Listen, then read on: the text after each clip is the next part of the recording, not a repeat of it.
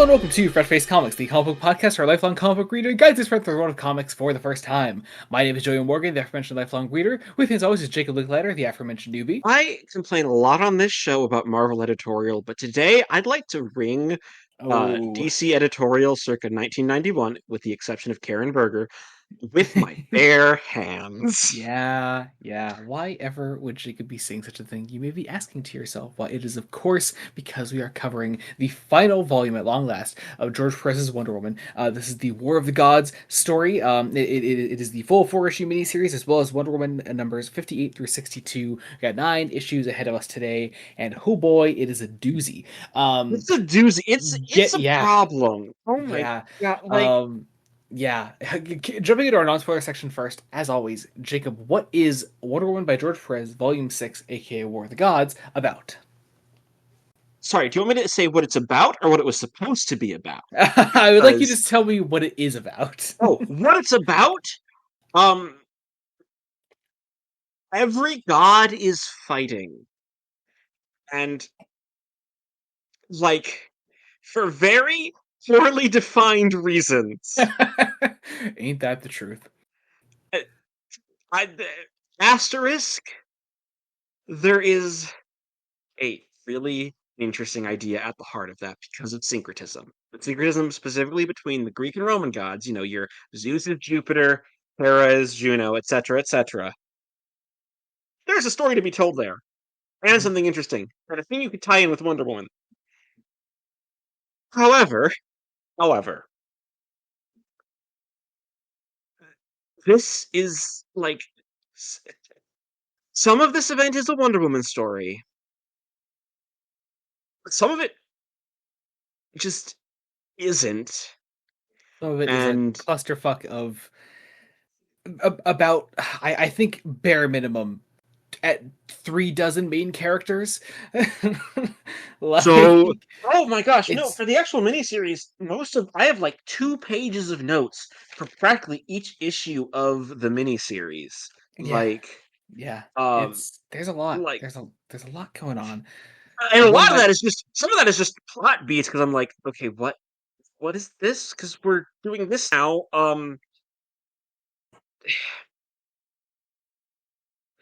The miniseries is bad. I'm going to just stake my claim. This is a bad I agree. miniseries. I agree. It's not, it's mostly not George Perez's fault because the history behind this miniseries is far more interesting Would than. you like to enlighten the listeners as Okay, to what that so history is? we have to start in approximately in early 1990, where George Perez has been on Wonder Woman since post Crisis. He poses to DC editorial, hey, Wonder Woman is approaching 50 years. She's the first female superhero. She deserves a celebration. Can I have an event? And um and Perez is like, I would like event to be basically the culmination of my run on Wonder Woman. I might stand a little bit after it, but I'd like in 1991 to celebrate this character who means so much to me. I would like to take threads that have been going on in my book for the longest time. I'd like an event miniseries, um, and I would like to do, if we're going to do tie-ins, I would specifically like my tie-ins to be that year's annuals. So when it comes to regular runs of other books, we don't have to break things up. He also asked, I would like to use Captain Marvel as part of this event. Like, that is why that entire plot line is here, because Mhm. Perez wanted to do something with Captain Marvel and Yeah. explore Captain Marvel's place in relation with Wonder Woman and Black Adam, and do some potentially interesting storytelling. DC said, yeah, fine, whatever. They gave Captain Marvel to John Byrne. Mhm. John Byrne wanted to set that book. That book might not be set in the DC universe proper. Yep. Um, yeah. So that's a thing. Strike one. Um, they then were like, well, George, we have your event. We small snack.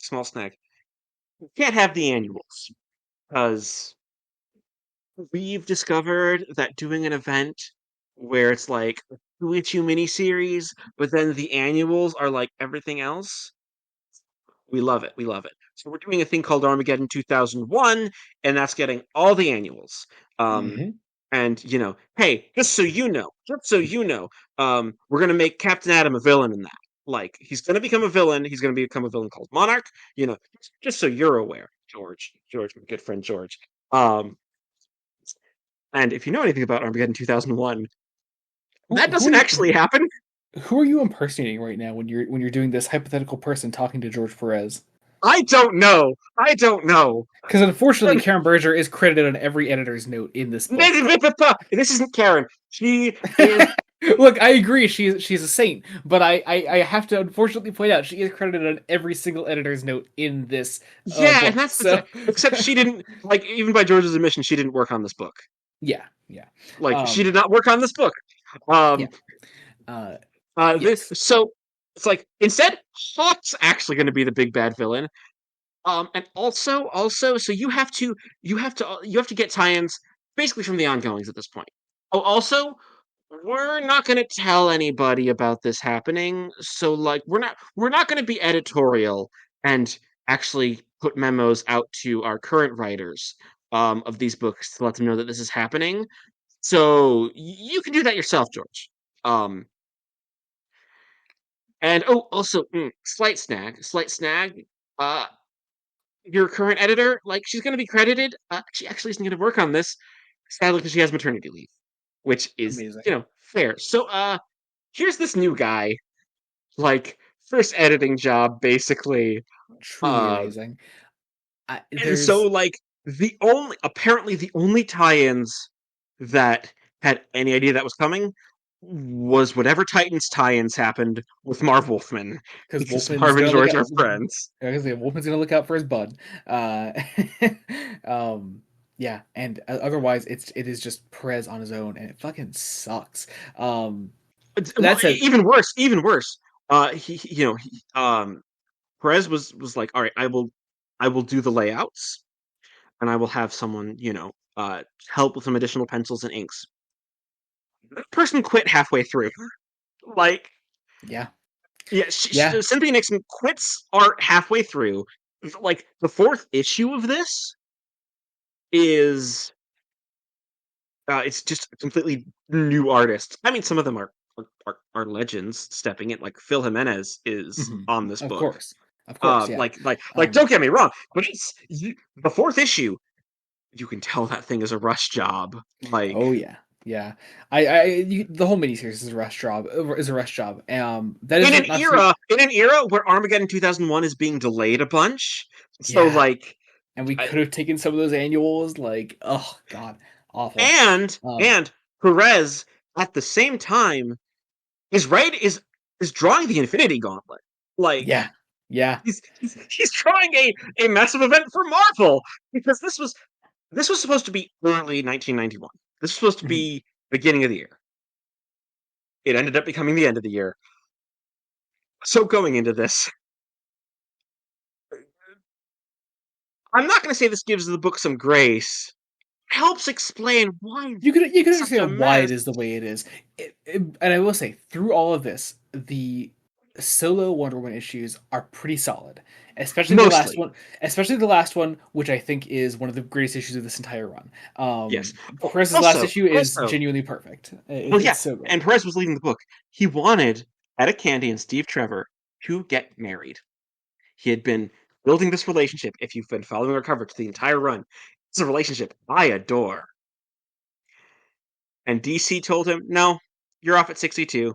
Can't do that. We're gonna have the next guy do that for you."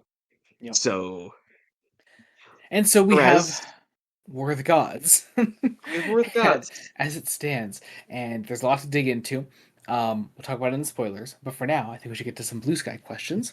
Yes. Um, Starting off with the bit, as always, first off from our friend Kian We at Kian the Quark says George question mark with a picture of I am vaguely remembering this character from Always Sunny, whose name is George. No, Wait, that what? that's the dad from Young Sheldon, whose name Wait, is what? George. This isn't what? a this isn't an It's Always Sunny thing. Oh, I'm mistaking this with a different character from Always Sunny. Okay. Yeah, this Oh, is wow. this is Oh, Kid making man. me have to like So, wait, but look you up. knew who this was? No, I recognized it because like if you're ever scrolling, Young Sheldon is one of those things that gets cut up so fucking much That's for YouTube wild. Shorts and things like Crazy. This truly would go hard on YouTube Shorts. that. God. Next of our friend Rules Panda, actually, we can read this, says George question mark with a picture of a Muppet. I, George the janitor. George the janitor from I want to say the Muppet Show, the original Muppet Show. I Like do not remember George the Janitor. I gotta rewatch the Muppet Show. I really do. it, Um, and then it goes hard. yeah, and then he also submits Wonder Woman question mark with a picture, with a video from the Muppet Show featuring Linda Carter, which is lovely. Yeah, and Um, Miss Piggy yeah, is Wonder Pig, which yes, we'll take. you love to We'll see it. take. Our friend Jamie at Jamie season 7 submits of the Gods question mark with a picture of the Doctor Who Big Finish audio drama of the Gods. Oh, sorry, Daughter of the Gods by David K. Barnes. And he also submits War question mark with a picture of the DVD cover of Doctor Who The War Games. That does it for the bit. And as far as actual questions go, Jamie submits, it's a shame that the run ends on a relatively low point. Absolutely true. Such a shame. However, Well, I okay, will say, the last issue at least is it's so good. good. It's perfect. It's such a perfect issue. I love it. Jamie also submits, I'm sure this can't be as good as George Perez's best comic, Avengers 200. uh, and then lastly, our friend Kian says, I cannot submit a character for the bit for Wonder Woman because all women are wonders. Wow, truly a champion for women's rights, our friend Kian. Uh, Channeling Demi Adejowibe on Guy Montgomery's Guy Mont Spelling Bee. God. Um, but I guess that's it. That's it for That's questions. it. Cool. Yeah, Let's see what we. it's almost like Wonder Woman's a character who people don't read and they should. Yeah. Um, Yeah. like Absolutely. Um, but yeah, I guess that does it for questions. Now we're gonna hop over to Fresh Face Correspondence. It is the portion of the show where we read out your comments. Yes, you that are listening to this right now. If you comment on whatever platform you're listening to us on right now, I'll read out those comments right here on the segment on the next episode of the show, whatever episode that may be. Today we have one comment over from Spotify, a new listener, a comment from an older episode from our Incredible Hulk, Planet Hulk prelude reading. Someone by the name of Adrian Montanez submits, listening to all these episodes. And I truly hate to do this, Jacob. So I was listening to all these episodes. It still surprises me how good Jacob's deductive reasoning is. A compliment for my lovely co-host. my deductive reasoning. Your deductive Yeah, reasoning. I love that he chose specifically to comment on Planet Hulk Prelude for that. And I'm trying to remember now what could have possibly been the thing that your deductive reasoning was worth commenting on. I don't remember. That was a couple years ago. Well, listeners, there's only one thing to do. Go back and listen to that episode yourself, and maybe you can find out why why Adrian decided to comment that. But yes, that does it for correspondence. Once again, if you want comments read out on the show, you can comment on Spotify, YouTube, be it on regular episodes or on Fresh Face One Shots as well, where we cover current comics coming out. But I guess that's it for correspondence, and that's it for our non-spoiler section. If you're not joining us for spoilers, be sure to hop to the end of the episode to find out what we're covering next time on the podcast. We are finishing this current DC block with one more episode, then we're hopping into some Marvels. But before, also, I forgot to remind the listeners, if you didn't stick around for the announcements last time, you didn't listen to last episode, starting with our next Marvel block, we are switching from bi-weekly episodes to tri-weekly episodes. So instead of every other Monday, it'll be every 3 Mondays. That's just to give me a bit more of a buffer to continue to provide what I believe to be high-quality conversations and content overall Yes. to the dear listeners of this show and viewers of this channel. It'll help us out to deliver to keep up with our schedule, because we do so much on this channel. So your understanding is greatly appreciated. And if you don't understand, I'm sorry. Sorry. Sorry, just happening. But yeah, I guess that's it. There's our Patreon. Check out our Patreon. That's all linked down below. Our socials are down below as well. I guess let's do this. Consider this your official spoiler warning as we hop in to Wonder Woman by George Perez, Volume 6. Our first issue for today is indeed War of the Can Gods I number can I 1. complain about the collection cover for a minute because Gotta sell those books, Why? Jacob. You gotta sell those books. Why is Batman on the cover? If Like, if a collection of trades like this is going on for 6 volumes straight, odds are people are going to buy less volumes as the volumes continue to come out. You gotta start reaching for some low hanging fruit to and this is the lowest of the low hanging fruit because slap he's Batman and barely Robin in on the this book. cover. It'll sell. All right, War of the Gods #1. Mind you, this is technically a reprint because they originally released this as War of the Gods in like 2012. Yeah, Um, and yeah. it's the exact same material. Um, okay, so All right, here we go. this DC's first mightiest issue. heroes face their greatest crisis. Oh man. Okay, So so so I mean, we gotta remember that like Crisis on Infinite Earths, yeah. 5 years old at What this point. Yeah, it is, Like, yes, and DC has learned exactly the wrong lesson from that. We are in the '90s was peak DC event, time frame, event after event after it, event, constantly. so, I mean, again, Um, part of the problem is that this is overlapping with Armageddon 2001. Like, yeah, and this is not because the first what? time. And this is not the first time we've read an event getting screwed over by another event on this show. And it was yet another '90s comic with fucking Nightfall. Yeah, the end of Like, Nightfall. yeah, It's it. Well, what's so fascinating because if you look at like the events immediately post Crisis, like it was in terms of events, basically one event a year until we really get to the 90s. yeah. Like Legends is the first one, it runs. Then you have like Millennium that runs, and I think what Invasion runs separate. Like these things run separately. Hmm. When you get here, we have two events going on at the same time. Writers aren't talking to each other. Um, Hmm. it's gonna be a mess. Yeah. In terms of Uh, part of the problem is also the miniseries itself feels like exposition. Like there is this first issue is frenetic exposition. mhm. Like we open with the fates. There are four fates for some reason. That doesn't make sense. Fates Yeah. are, No, are no, it does not. usually in three. Indeed. And Um, Harmonia, who is Harmonia. basically being told, like, hey, something bad is happening. Yes. And we have seen this built up previously with Harmonia and the Fates in previous issues of this run.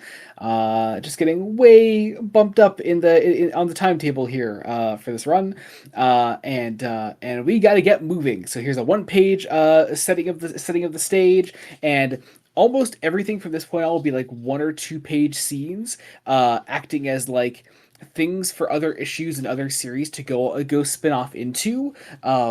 And not much plot happening within the issues of the miniseries itself.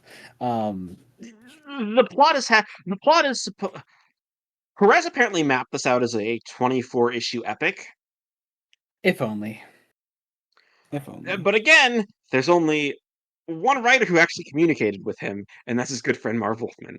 Uh, a king. I Um, don't know, and I don't know if reading the Omni, because they did eventually collect this in an Omni, mhm.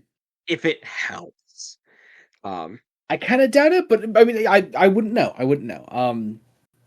Just trying to understand the story as best you can by reading what these volumes at least consider the essential portions of the story, which should be the bulk of the story. And I as mean, and, for your event, if you read the mini like an events miniseries, you should be able that to get the whole story of the event in the miniseries. Yeah. yes. Um, and you know what? For an inciting incident of going back to Cersei, who Mhm. is Who's going to be our big villain for the whole arc. with the Amazons of Bana Migdal, is going to be casting a spell. Has okay. Has some random museum curator doctor with her. Mhm. Um, like from Chicago, As you who's do. there as you do, going to do this spell, has Phobos on her side as well, doing things. He's about to cast a spell. That is part of the problem here, because we're switching up like so much of we don't actually get to see the spell cast until further on in the issue. Mhm. i- that's part of the problem. We need the spell to start. You need to get this going like Yeah, but instead in we cut over to Ronnie Raymond and, yeah, and, to and Ronnie Raymond. Firestorm for a single page Um before. and apparently he's not been Firestorm question mark, but Firestorm appears. It doesn't get explained. No, it does not. And then we come back to Honestly, Harmonia because we don't have any time to waste. honestly, if we cut the pages Firestorm and just go straight to Harmonia, at least we could be paralleling Harmonia meeting with Eris, who is one of Cersei's minions at this point. Mhm. Like, Yeah. um, I forgot how much I loved the '90s Eris design. It's so cool. Um, I love how much of it's a mirror to Ares. I love yeah. that. I love that Yep. so much. Yeah. Um, Yeah.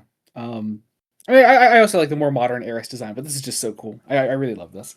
Um, So Harmony and Eris are here. We're also cutting over to Paradise Island to catch up with Wonder Woman herself. Finally, a near full 10 pages into the event. Um, mainly because on Themyscira, war is brewing, which makes sense. Like, three Amazons have been captured by Man's World. Julia's missing. Hippolyta's missing. Like, it doesn't. I don't think it actually gets brought up in the dialogue here. Vanessa has been kidnapped. I do kind of hate that Vanessa being kidnapped is kind of stretched throughout the I, entirety of the tie-ins. Like, yeah, I mean the whole Wonder Woman supporting cast that Perez is working with throughout the entire run just kind of gets shafted this whole event. It really sucks. even the ones Um, who appear a lot, because Hermes. Then we get appearance of Hermes and Heracles. Hi, Heracles. Hi, Heracles. Uh, hi, Heracles. We Hi. love Heracles in this run. But yeah, Heracles is here. He's We not the are worst thing in this book. no, It's no. just Perez. I think the problem with him in this book is that Perez can't decide if he's going to do syncretism with Heracles and Hercules Mm, because he doesn't give Hercules a distinct enough design. Like, no, no. and I think sometimes the lettering. I honestly kept forgetting who a lot of the gods were throughout the throughout this reread. I was like, oh god, wait, that's who that is, because so many of them just look the same. And also, I remind you, there are so many fucking characters in So this many book, characters. Well, because like so again, many. even if you're going to do the syncretism, of the main 12 Olympians, that's 24 distinct characters. Yeah, Like, and yup. you've got to do you got to do something to make them unique, especially the Roman ones, who, may I remind you, we haven't really seen in this run before. Like it's mostly been Greek gods, and in terms of like the gods in the DC universe at large at this time, I don't know if the Roman gods have really appeared all that much. Um, the I'm not Greek ones sure, certainly have. All the other but ones. There's an obscure Charlton character that takes a big role in this run in this story that I think is just a Perez likes this character. and Um, good for him. good for him. I'm not Good for gonna be him. like I'm not gonna be Um, mad about it, yeah. but he Um, just looks like another generic white guy in armor. Like yeah. there are a lot of generic white guys in armor in this Yep. goddamn book. Well, armor and white guys in togas. It's Yes, yeah. But also it's not all bad. A huge shout out to Perez's layouts and Cynthia Martin's finishes here. I love a lot of the art in this book. I especially love. I'm reminding myself of this as I go to the big 2 page spread as Diana is made aware of the oncoming doom and the collision of all these and is taken events. to New Olympus, where there's a spell that's going to be cast. It's prophetic. Because I know Perez co-wrote and drew Crisis. Yes. Speaking of, we get a little pariah tease here on the next page. Fucking my note at this point was fucking god damn it, we're doing Pariah again. Pariah, who definitely does not need to be here. He The doesn't. He I Here's the thing. I think Perez might have phoned in the writing of the last two issues of the event Oh, because he just 100%. What a 100%. Because he like just he I think he was well aware it was a fucking clusterfuck, and there was no way that he was going to pull it off he, successfully. there was a Um, clusterfuck and he was getting no support. And I think yeah, he would have been like, all right, I'm leaving Infinity Gauntlet at this point, you like know, halfway through. to Um, the point of having no support. Once again, the King Marv Wolfman is clearly here for him because Perez very confidently puts Donna Troy front and center in this portion of the issue here, and is going to make her very important by the end. And clearly, Wolfman using her in Titans is going to have something to do is going to it, help it, Perez it out in is bringing it this is home. it Like is very clear. It doesn't exactly help our reading because we aren't reading the Titans tie-ins, no, but no, I've but got a still, feeling. but you could just tell where who Perez had on his side. You know. Yes. Um, so okay, so the whole idea is that something bad is coming. It's going to be uh, it's going to be kill. It's going to the gods are going to fight, and it's going to kill all. We're going to kill all the gods. That is the summary of it. Now, there are going to be points in this book where it talks about Pariah having made a prophecy. Doesn't happen. Doesn't happen. Uh, Yeah, um, like it doesn't happen. Um, because we have to go to the underworld where Harmonia is being ferried to the underworld and then is attacked by Karen the ferryman for some reason and thrown into the river Styx while Clarion the witch boy watches. Like, yes. Who okay, I don't think shows up in the rest of the book. I does he? he I doesn't. He doesn't. what a He gets moment. mentioned, I think, in issue 4. What a There's a moment. Oh mention. my god. Like, Hilarious. Truly amazing. Uh God.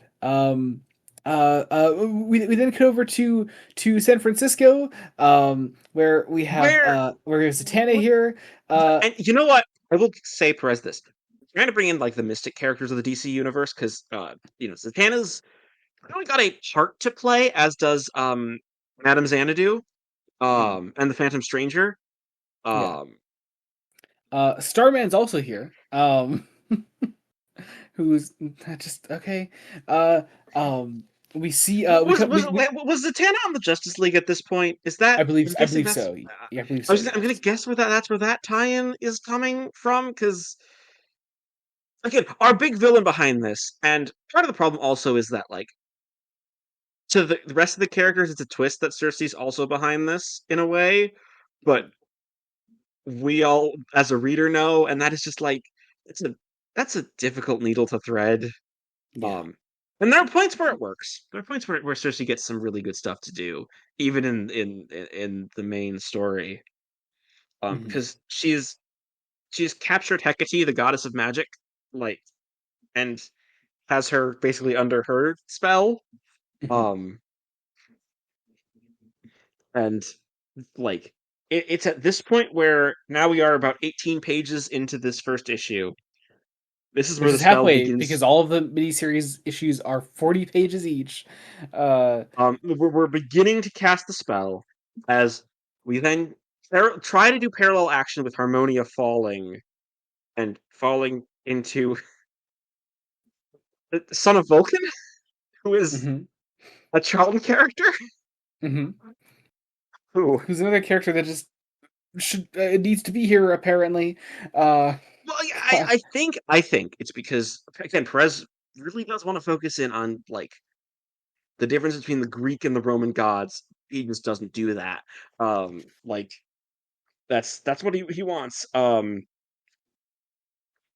But like this is a dude. There is the idea is that he was a champion of the gods, and he and Harmonia are now here, Mhm. possibly in the place where the gods go to die, Yeah. which is a cool line. Yeah. Yeah. Not Don't much is gonna be really done with it. no. Uh, but we then go back to or sorry, we get a single panel of Diana and Donna as a uh an announcement is about to be made. Um, And suddenly, the Roman gods show up. yes, Like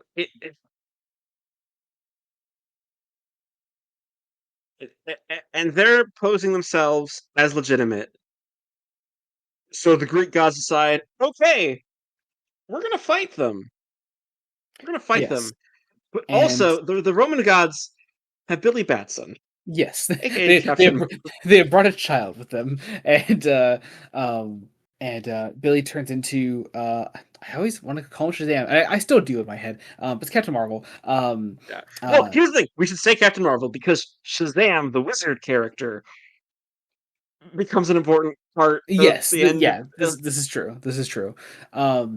But yeah, we have Captain Marvel here. A fight breaks out between these two sets of gods. Captain Marvel begins fighting Wonder Woman, while Which Cersei again, is I think there's something interesting you could do with pairing Captain Marvel and Wonder Woman as like opposites in terms of like interesting sort of niches that they fill in the early history of comics. Because Mhm, like, because let's be honest, Captain Marvel started off very much as a Superman ripoff. Like mhm, it was a oh this national publications these action comics have really sold well. Well, let's do that, but let's appeal to kids better by making him a kid who becomes a superhero. So you're living the fantasy, and then you know Diana and Wonder Woman as a the first female superhero um, to be a superhero and be uh, powerful and a feminist character, especially for the 1940s.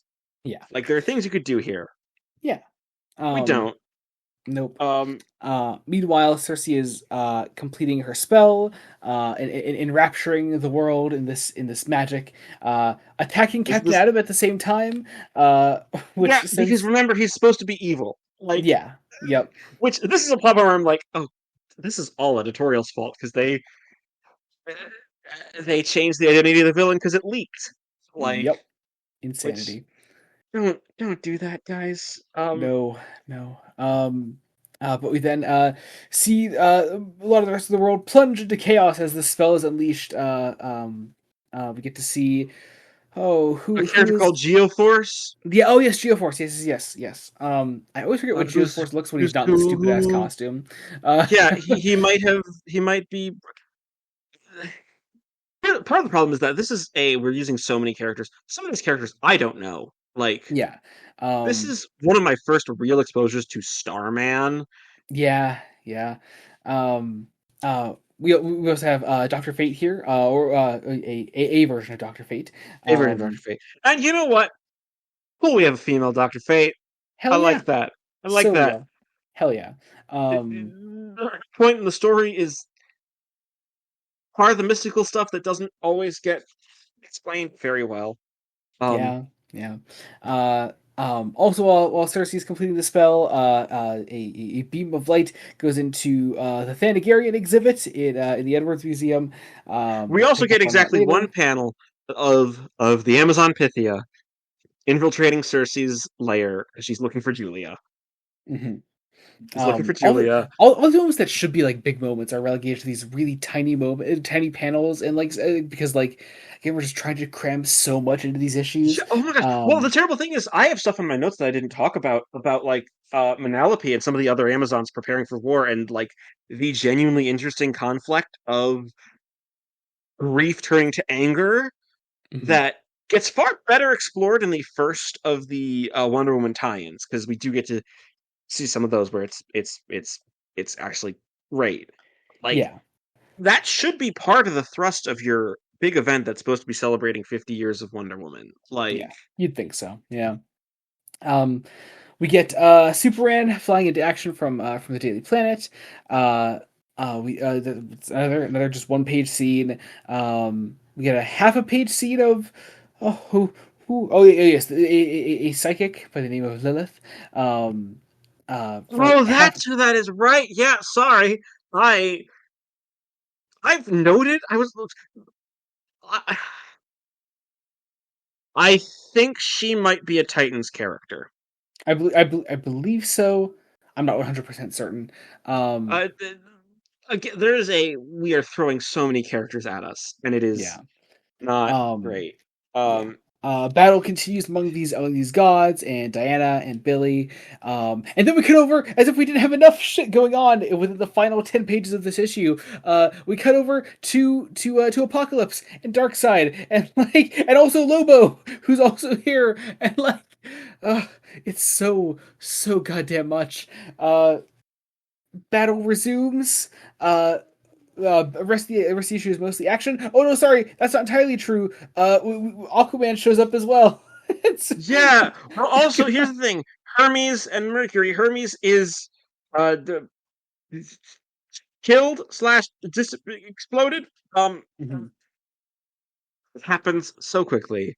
Um, Captain Marvel is catapulted into space and is forced to Lobo, which I'm guessing like that. I'm guessing that's a tie-in that we're Yeah. not Well, reading. Lobo was also a relatively new character at the time. He'd Um, been around for a couple of years because he was technically cu- created in cu- the '80s. yeah, a Like, couple years, but like he was. There is I think there's a pretty strong distinction between like Lobo here and like the Lobo we see today. oh yeah, no, like I just find Lobo was created in 1983. yeah. Um, Yeah, I thought it was a little later than that. You're right. Damn. Okay. yeah, no, it's Um. 83. I'm just gonna try to check because yeah, no, because I think this might be at the beginning of his transformation into the character that we know. Mhm. Uh, because um,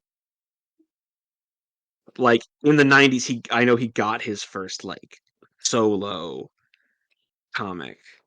Yeah, no, he would have had his first his first like mini series that was just Lobo by in 1990, so a year before this. So like he's slowly shifting, I think, because he does stuff later in this event. Kind of bland here, like See, I like his appearance in the solo Wonder Woman stuff. When again when he can actually get a chance to shine and not get shoved into these really small, basically just vignettes of scenes. yeah, because Yeah, like we then have to do basically the world's on alert. We're doing some crazy stuff. Like we have to establish that it's not just the Greek and Roman gods; it is all the gods. Um. Okay. Okay. Arthur Uh. is made aware of this. We see the Justice League headquarters as well. There's all people becoming aware of the oncoming threat. Um, Before we eventually catch up with Pariah, as he Who is is. catapulted into the Antarctic? Yes. And oh, that's where the issue ends. Holy shit, dude. Yeah. Good No. My God. last note is. Oh, we're done now. Like Oh yeah, yeah, that's we're just done it. now. That's Um that's it. Okay. Whew, let's take a second to breathe with Wonder Woman number 58. Oh man. God. Uh. So First off, Joe Thompson on art. Oh my God, it is so welcome. Holy shit. it Um is it is welcome. So um let's just say, and before we get into this, let's talk about issue one of War of the Gods as a whole. Breakneck. No plot has actually happened. So no, what Perez no. does now with 58, I think is something that was slowly becoming popular. Of where if you're doing an event, you're gonna take some scenes and start them in the event themselves, and then fill them in the tie-ins, which Yeah, yeah. is a double-edged sword. Um, Yeah. Not the worst thing ever. I don't Not the hate worst it. thing ever. Because I'm gonna be honest, first page of this is Oh, brilliant. Like beautiful page. it is, it is a grieving Diana who like it doesn't know where to go. Yeah, Go anywhere because she may have to be queen. Her her mother might be dead. Julia's been captured. Vanessa's been kidnapped. Three Amazons have been kidnapped, tortured. Another one is definitely dead at this point. So she is just praying for guidance yeah. Um, and it's a forgiveness. Yeah, it's a great little check-in from where the last volume picked left off, and just really welcome. I mean, this is still part of War of the Gods. It is still going to ramp up in its ridiculous War of the Gods way. But this is just it. However, because it's focusing on Wonder Woman, it at the very least can breathe a little bit. Like, uh, Yeah, we can most breathe. definitely. We can establish Pythia's journey to try to find Julia. Hmm. Um, uh, you you have the fact that just there are other Amazons who are there for Diana, Hmm. and you have the fact that not Pariah giving a prophecy, but Penelope is giving a prophecy. Hmm. Um, 'Cause she's the one who can see that the gods are returning.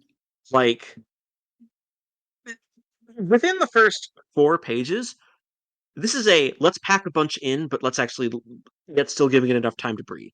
Yeah, most Um, definitely, most definitely. because Um, partially Thompson's layouts, it really helps that like I think there's no more than 6 panels to a page in yeah. in the early Well, part of this book. yeah. The Specifically, first specifically the in the first 4 pages is my argument. yeah. I'm talking about like this how we can get how Yeah, we can get there's a way a of recap. there's a better way of processing information here than the way that War of the Gods, the miniseries, presents itself. Yes. Um, Yes. I mean, so that's good. obviously it has a leg up because I already care about a lot of these Amazons because they have been like well characterized by Perez. Yeah, yeah, As definitely. like people sleep on the fact that like George Perez's Wonder Woman has a really expansive supporting cast. It Um, does, and instead we're shoving a million other characters into the midst of it all because of this miniseries. Uh, but because yeah, and yeah, it knows that now we need to cut over Perez's world where General Hillary, Etta, and Steve are all in deep shit. yeah, Um, yeah. Um, Generally, Zinniak is probably like this the second best thing about this entire event. Like the best thing about this event is whenever Perez is allowed to give Cersei some dramatic monologues, even if they make no sense and are a Oh mess. God, yeah, But yeah. that's He because it's crushes it. Cersei. Yeah, exactly. The dialogue's amazing. It shines. But yeah, I do really enjoy these sequences of his and Yak just kind of like first off just being the fucking worst. Yeah, being Um, being the worst. It's 1991. Operation Desert Storm is happening, and Perez mhm. is angry about that. And he's going to let Yeah. you know that he's angry about that. Oh yeah. Um, uh, so like Steve, like where it's like the American government is like, we're gonna make Wonder Woman into a villain, and Steve, you're gonna be a problem. Also, the American army is trafficking three Amazons like to an undisclosed location. Like, Yeah. Um, but then the truck that they are being transported in is attacked by supposedly unknown assailants. They're quickly uh, revealed to be other Amazons of Banamidal. Um, uh, which, if you have read the first issue of War of the Gods at this point and somehow absorbed it, uh, I say we know that that is where Cersei is. They are being yeah, kidnapped by Cersei. indeed. Um, Um, good way to just tying that information in. It's God. There was so much that could have been done here. Fuck my life. Anyway, back on the mascara. Oh man. we have jumped ahead a little bit in the event where where Diana has gone to New Olympus with Hermes, and Heracles is posturing like the idiot he is. And I Mhm. do like seeing the man get kicked, like get his ass kicked by an earthquake. Like, Yeah, it's nice. It's nice to see him stumble. Literally. um, before riding out. so Um, basically, he's like, "Oh, we hear this laughing of Atlas." So Heracles is going to ride to Atlas. Um, Pythia leaves Themyscira to go to Man's World to go to try to find Julia and their fallen sisters. Um, and it's genuinely effective. yeah, yeah. Like We follow Heracles going to Atlas. Atlas being an absolute dick. I really love this sequence of Atlas. Actually, it's just really funny. I like it. I just think he's just a really funny character to read. um, Also, we didn't actually comment on it because I do like the way this ties in. I like that the issue is titled Atlas Shrugged. yeah. Literally. Well, that's Um, kind of funny because there are points in Atlas's dialogue where it feels like he's quoting the works of Ayn Rand. He's Oh just a God. terrible person. I'm like, yeah, yeah, that makes sense. That makes Yeah, sense. Um, yeah. it's also like a Roman atlas. I, I think now this is where the tie-ins don't exactly. We don't ever. This is just a point where Perez drops the ball, where he never really the Greek Roman split between characters, like mistaking their Greek counterparts for the Roman counterparts, etc., Mhm. etc. Never coalesces into anything. Yeah, it never Like really is. There's no. Prez isn't trying to, or maybe he tried to, and it just didn't come across. There's no like. I There's think no. he tried to, but then he dropped it when he realized, like at some point, as everything was mounting, and he realized just how He bad couldn't just everything was expand going. on it as much as Yeah. he wanted to, and yeah, there's some larger world building that needs to be done that he just straight up does not have the page space for, and it sucks. Um, but we do also follow our other Amazons as they are going to try to find Julia. Um, as we cut back and forth between that and the Heracles Atlas scene, um, we get to see Hercules arrive as well, or no? Am I wrong with this? Hercules? Who is this? Who pops up here? Someone else shows up. I think it's supposed to be Hercules I because think it's. so. God, they are drawn like almost the exact same. Fuck Oh my yeah, life. no, they are identical, and that that could be because in terms of syncretism, Hercules and Heracles aren't like the myths aren't all that dissimilar. Because I can see the vision. The vision is really cloudy, though. It's about as Yeah. cloudy as as the area I lived in was for like the last week and a half. Like, Oh, very very timely joke that will age brilliantly. Thank you. But sorry, we're dealing with wildfire smoke, and no, yeah, yeah, makes sense. But yeah, and somehow Alice is just stuck under the earth. mhm. The And fight then just kind of ends, and we yeah, decide, okay, we're actually going to end the issue by catching up well, with Indelicato, yeah, my and boy, who's going through it, who is he is not having a great time, as if his life has been torn apart enough over the course of the entire run. Crashing, literally crashing into his apartment is Diana, and who's asking Diana for Inspector has who is Indelicato. literally quite literally at this point has nowhere else to turn. Like, Yeah, she is asking for Inspector Indelicato's help, and that is where the issue ends, taking us into with Wonder the Woman declaration number. that the only like hell, like hell, sorry, princess, but this time the only way you're getting away from me is over my dead body. It is it is this very soap opera ending Mhm. of a cliffhanger Uh, that I think it works so well. Um, yeah, yeah. okay, Uh, so Wonder Wonder Woman number Woman 59. 59. Then this is where the cover at least comes from of the collected edition. The Yeah, Batman's gonna sell the books. He's gonna sell the books for us as we go into this issue. This is Tales from the Front Lines. I As was we, thinking because like A Lonely Place of Dying happened 2 years ago, basically. mhm, And I believe there's a little bit of time of just Tim training throughout 1990. mhm. Early in Tim's career as Robin is this weird mini series. I feel kind of bad for Tim Drake, who is just thrown into something so weird so early on. Nobody goes through a phase quite like Tim Drake. Um, but we open here on Batman and Robin standing on a rooftop, meeting up with Wonder Woman as Wonder Woman is going to describe War of the Gods for us. It's going to um, describe War of the Gods first. Well, the narration is more of Indelicato's book, which mhm. is just again we didn't talk about it in the last issue. It's a framing I love. I love Yeah, this yeah, it's framing. good. It's It's a good good stuff. inventive way of getting a lot of information in a Mhm. in a short period of time. Yeah. Um, Um, yeah, we catch up on some more of the God stuff. We have this framing of showing us what happened after Diana fought Captain Marvel. Meanwhile, we see some more of the Steve Trevor Yadziniak sequence as Steve is interrogated by Yadziniak, and they're and trying to. very much in a it's a military tribunal. It is very much we are twisting anything that Steve Trevor says or has said. It's very much we're going to twist that the Amazons are actually warriors and not peaceful. Hmm. Um, like very much implying that actually the Amazons are probably responsible for killing your mother, not some mythical demon. Uh,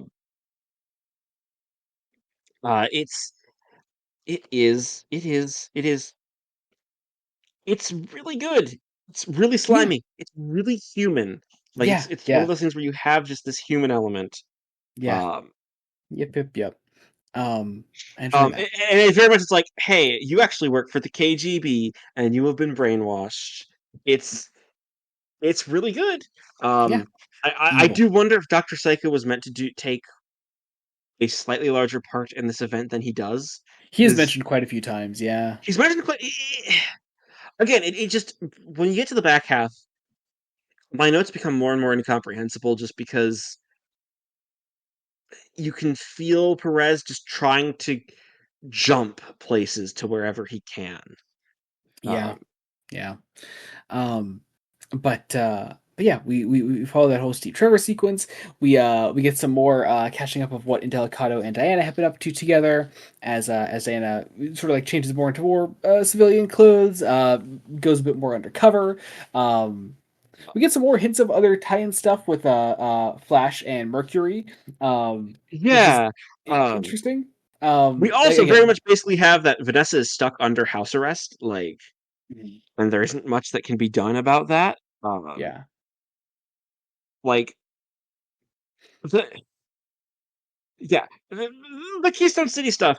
uh, like, it's just another one of the things where this feels like it's important to the event as a whole, but isn't in the main miniseries. Like, yeah, yeah. um, Um, we cut over to the Amazons for a little bit uh, uh, as they're climbing through the rubble of and Heracles and Atlas's Heracles has destruction. is now holding up the world a little bit. He's taken Atlas's place, or he is at least helping Atlas. Um, uh, we get a small moment of one of Cersei's servants. Um, Uh, this is Mikos, who is like the main servant. He's been in this run for a long, long time. He's gonna get killed at some point. Can't yeah, quite remember where. He's I don't remember killed. either. Um, Um, but but yeah, we have this whole thing of Cersei is resting because the spell took it out of her. Um, and again, we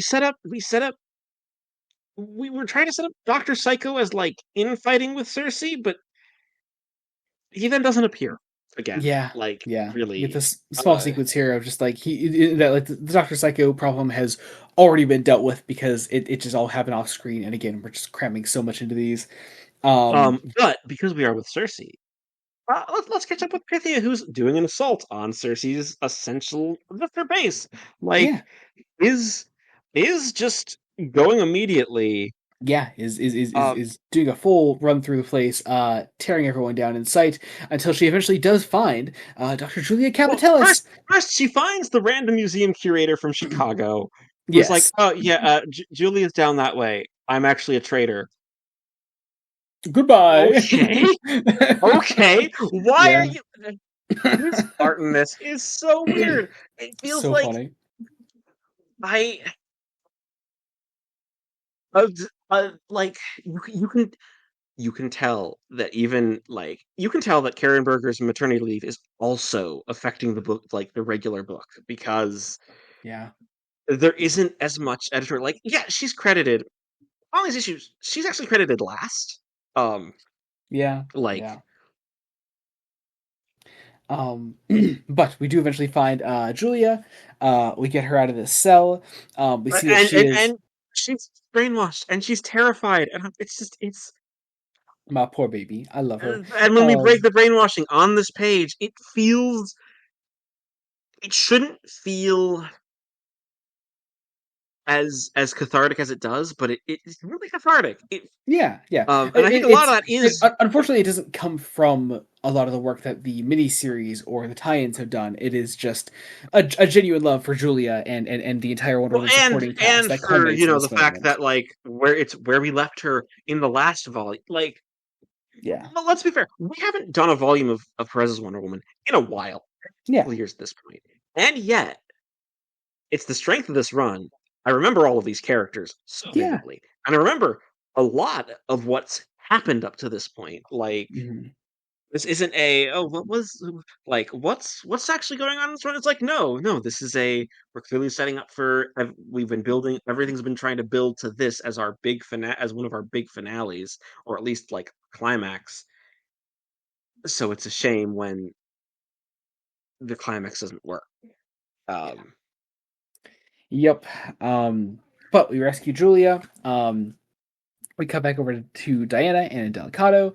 where We we do get see we I do like that we get hints of there are other gods sort of causing madness around the world, um, and that like uh, that Batman and Robin are both like, sorry, Delicato, you can't help them. It's like, and Delicato, like, just this poor man is just like, no, let me do something, do yeah, yeah. anything. Mhm. Um, like, Uh, because he's been trying to like break to the press of things.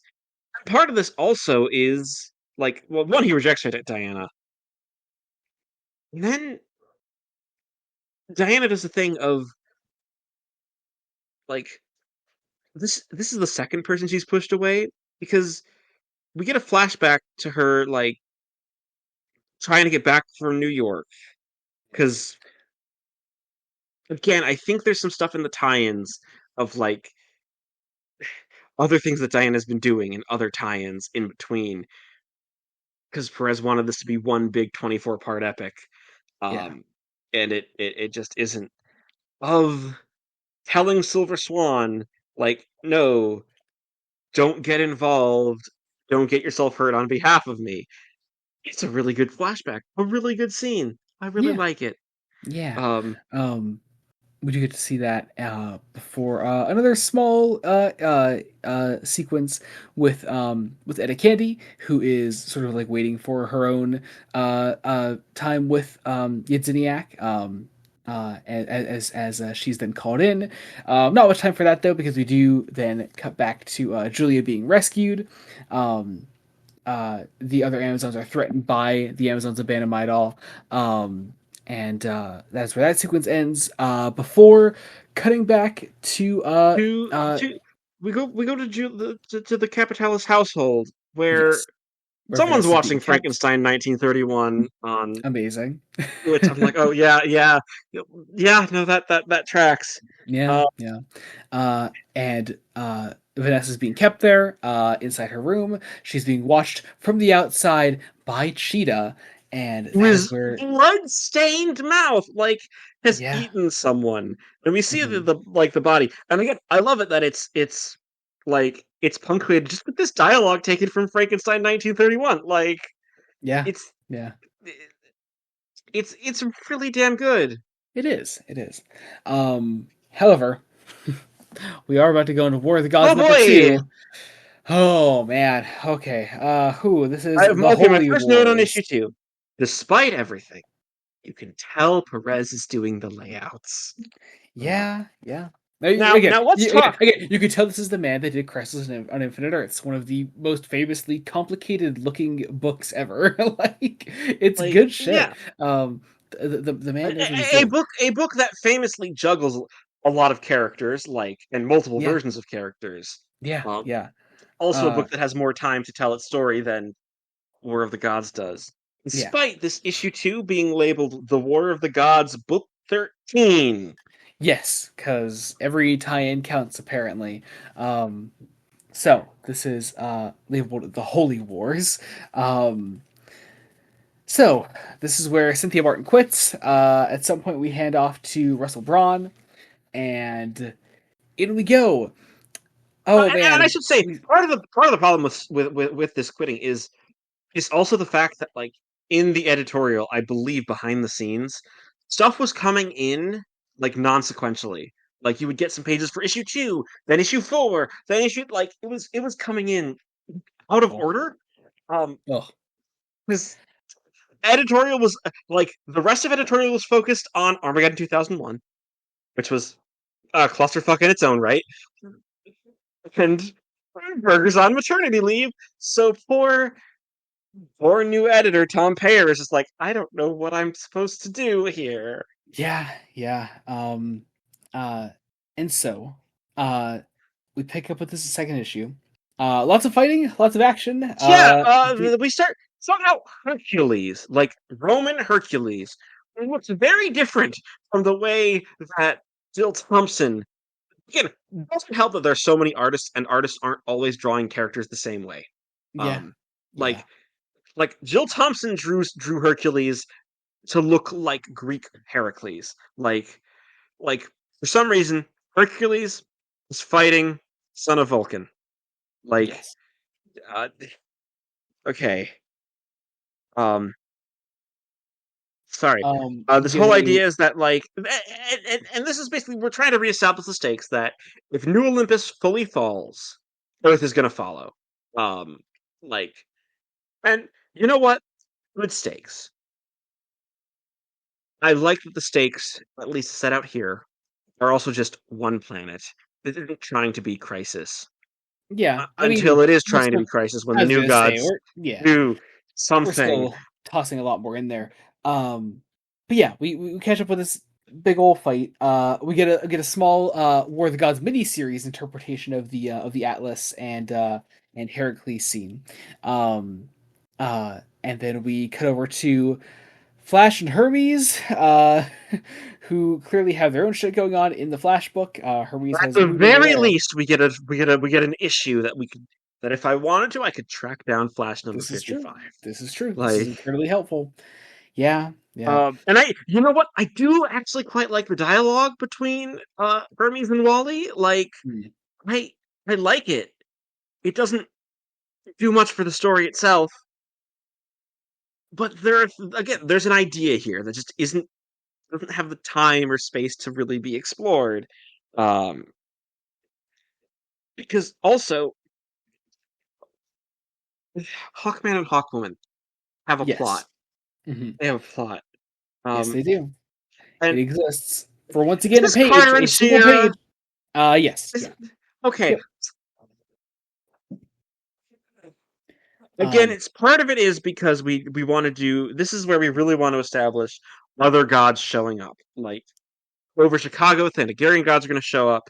In mhm. Egypt, Egyptian The gods are Egyptian going to gods are show up. yep.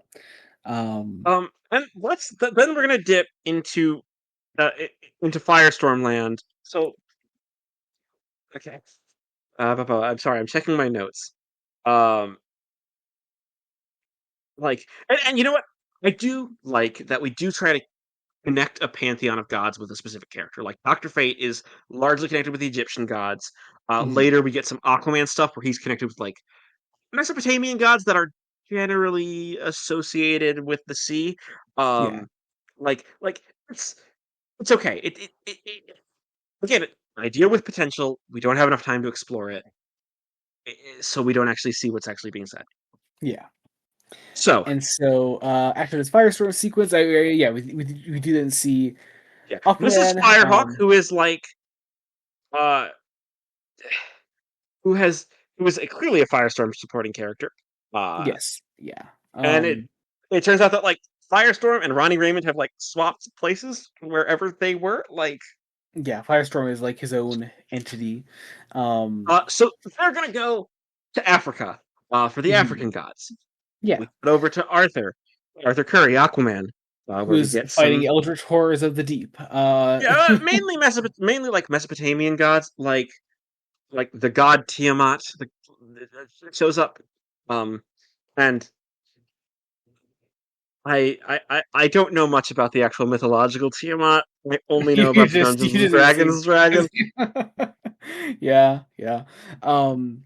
We then come over to Superman, who meets up with who runs into Pariah, who's just here to sell us. Let's be honest. Clark is really goddamn angry in this book. Like, So angry. Yeah, yeah, you're absolutely I, right. it's very weird because, like, I think at this point that book was building up towards the wedding. Like, Yeah, yeah, and Like we're realistically not that far off from Death of Superman either. Like it's it's well, I think we're sort of in this intermediate period where they're trying to like where Byrne has left the book at this point. mhm, Um, so like we're doing some new stuff. We're giving a direction. We're trying to build towards again what would be the like a comics wedding of the century between Clark and Lois. mhm. Um, but for some reason here, it's just he's just angry and like I think the idea is Perez is trying to draw on like crisis stuff.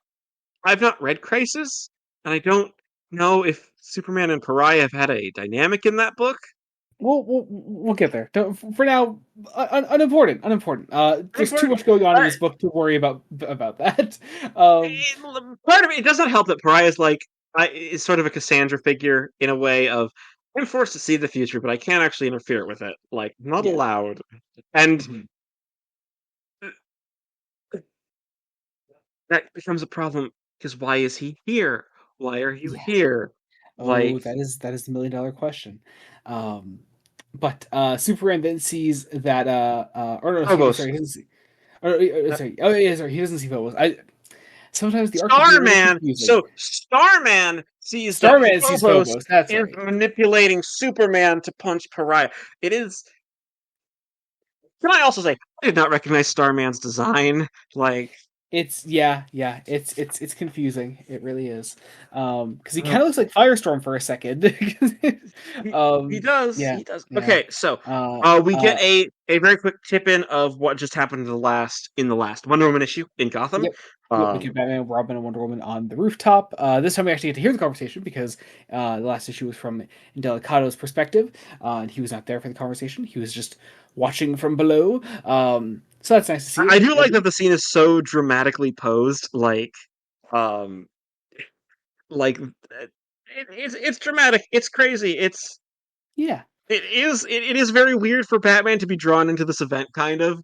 It's like yeah, yeah. Again, Batman sells. Batman sells. Batman sells, Uh, but uh, Gotham doesn't have like gods, so yeah, yeah. The gods of justice. But we then cut over briefly to our god fighting before going over to what is it? Where are we now?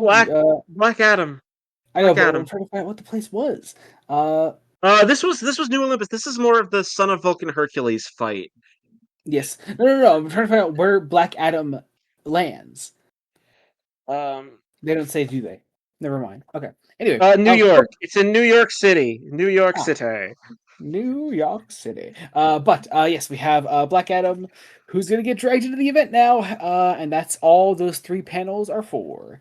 Uh, And Firestorm and Firehawk are going to fight an African god. And I don't want to comment on this then don't. because Next I gonna scene, be honest, I don't know any of this, and it doesn't help. you don't know enough to comment on if it's problematic or not, so we're just gonna leave it there. We're gonna leave it there. Yeah, Might be it. if there. There's a little bit of it. And then we hi ice, Hi, hi ice ice, and fire for that matter. fire, Yeah, and Thor, and hi Thor. Thor, who has a history with ice, and this, like so many scenes at this event, happens for 2 pages and then is relegated to another book. No, 3 pages because Loki's also 2.5 pages because Loki's Oh, also here. oh yes, Uh, oh yeah, yeah. Sorry. Really, God, that's another thing that bothers me about some of the layouts here, though, is that like scenes stop halfway through a page or like 2/3 of the way through a page, and I wish the scenes would be separated by the pages they're on. That would make sense. Anyway, Yeah. Well, again, I think some of that also might just be partially. I mean, because I know Perez is doing the layouts, but also it's just like we have an artist quitting at this point, and it's very possible we're at the point where Martin quits, um, yeah, because the vibe shifts immediately. Uh, Perez wants to remind you that the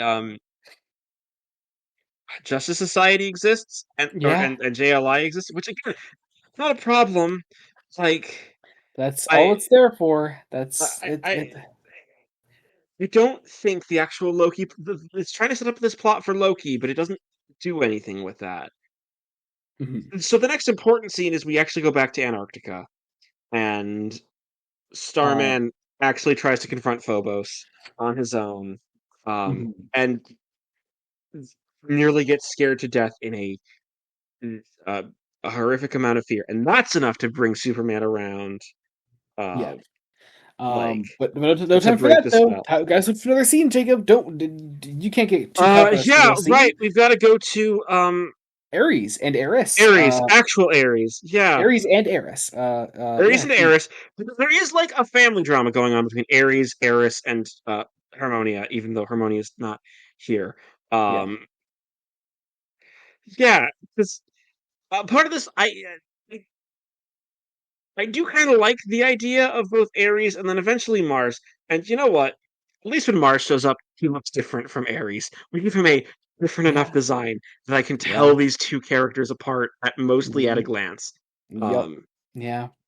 Uh. um, Partially because again, I do think a pairing like this is a matter of Perez wanting to explore the empire, like the military empire that was the Roman Empire, versus the collection of Greek city states that was Greece. Like, it doesn't get enough time to breathe and it doesn't actually say anything. But I Nope. think that's the thought behind it. That's what's so frustrating about this book for me, Joey, is that there is so much thought behind it. Yeah, and none of it comes through. None of it comes through. It sucks. It really does. But we go over to Arthur then, who once again is still fighting Tiamat. We Also, have Power Girl. Power Girl. Power Girl's here. Hey, how nice is that? But again, not much time to do anything with it because she helps him fight Tiamat. Honestly, And it's just a bunch of action. We yeah, take somehow Diana has now jumped also to sort of the mystical sides of the DC universe with yes, Zatanna the with Spectre, Phantom Spectre, Stranger, Madame Xanadu, Doctor and a Fate. Doctor Fate and a Geoforce, and also Yes. Wally is here. Nope. Who no Wally? Sorry, no, that's a one panel flashback. Yes. Yeah. Sorry. That's part of the problem with this book. There's so many flashbacks that it's like, wait, is okay? We're flashback. Okay, we're Wait. No. I think this is just. I think that's just an art fuck up. I think Geoforce is just colored weird. oh, like it. Yeah. Okay, I thought it was. My notes say No. like, why is there a panel of Wally West? Because it Yeah. looks like Wally No. West. Yeah. No. That is just Geoforce color weird for a single panel. Okay, Rush job of a Rush comic. Shop. Crazy, crazy. So, because some of this is basically it's like, okay, we can try to do a counter spell using, and the idea is interesting. Of Geoforce representing like the Earth and Diana representing New Olympus to like use their power to like weather the storm. I do like it. I do like the scene overall. I think it does work. And we intercut with Cersei, um, whose spell is not broken, but it starts to be weakened. Um, Mhm. Weakened enough. We also then sadly have to cut back to the Firestorm plot where there's look, a couple panels of Captain Atom being evil and sinister. He's so cold and bad and evil, and gee, I And sure hope he stays evil. So, uh, gee, I sure hope he stay. I God.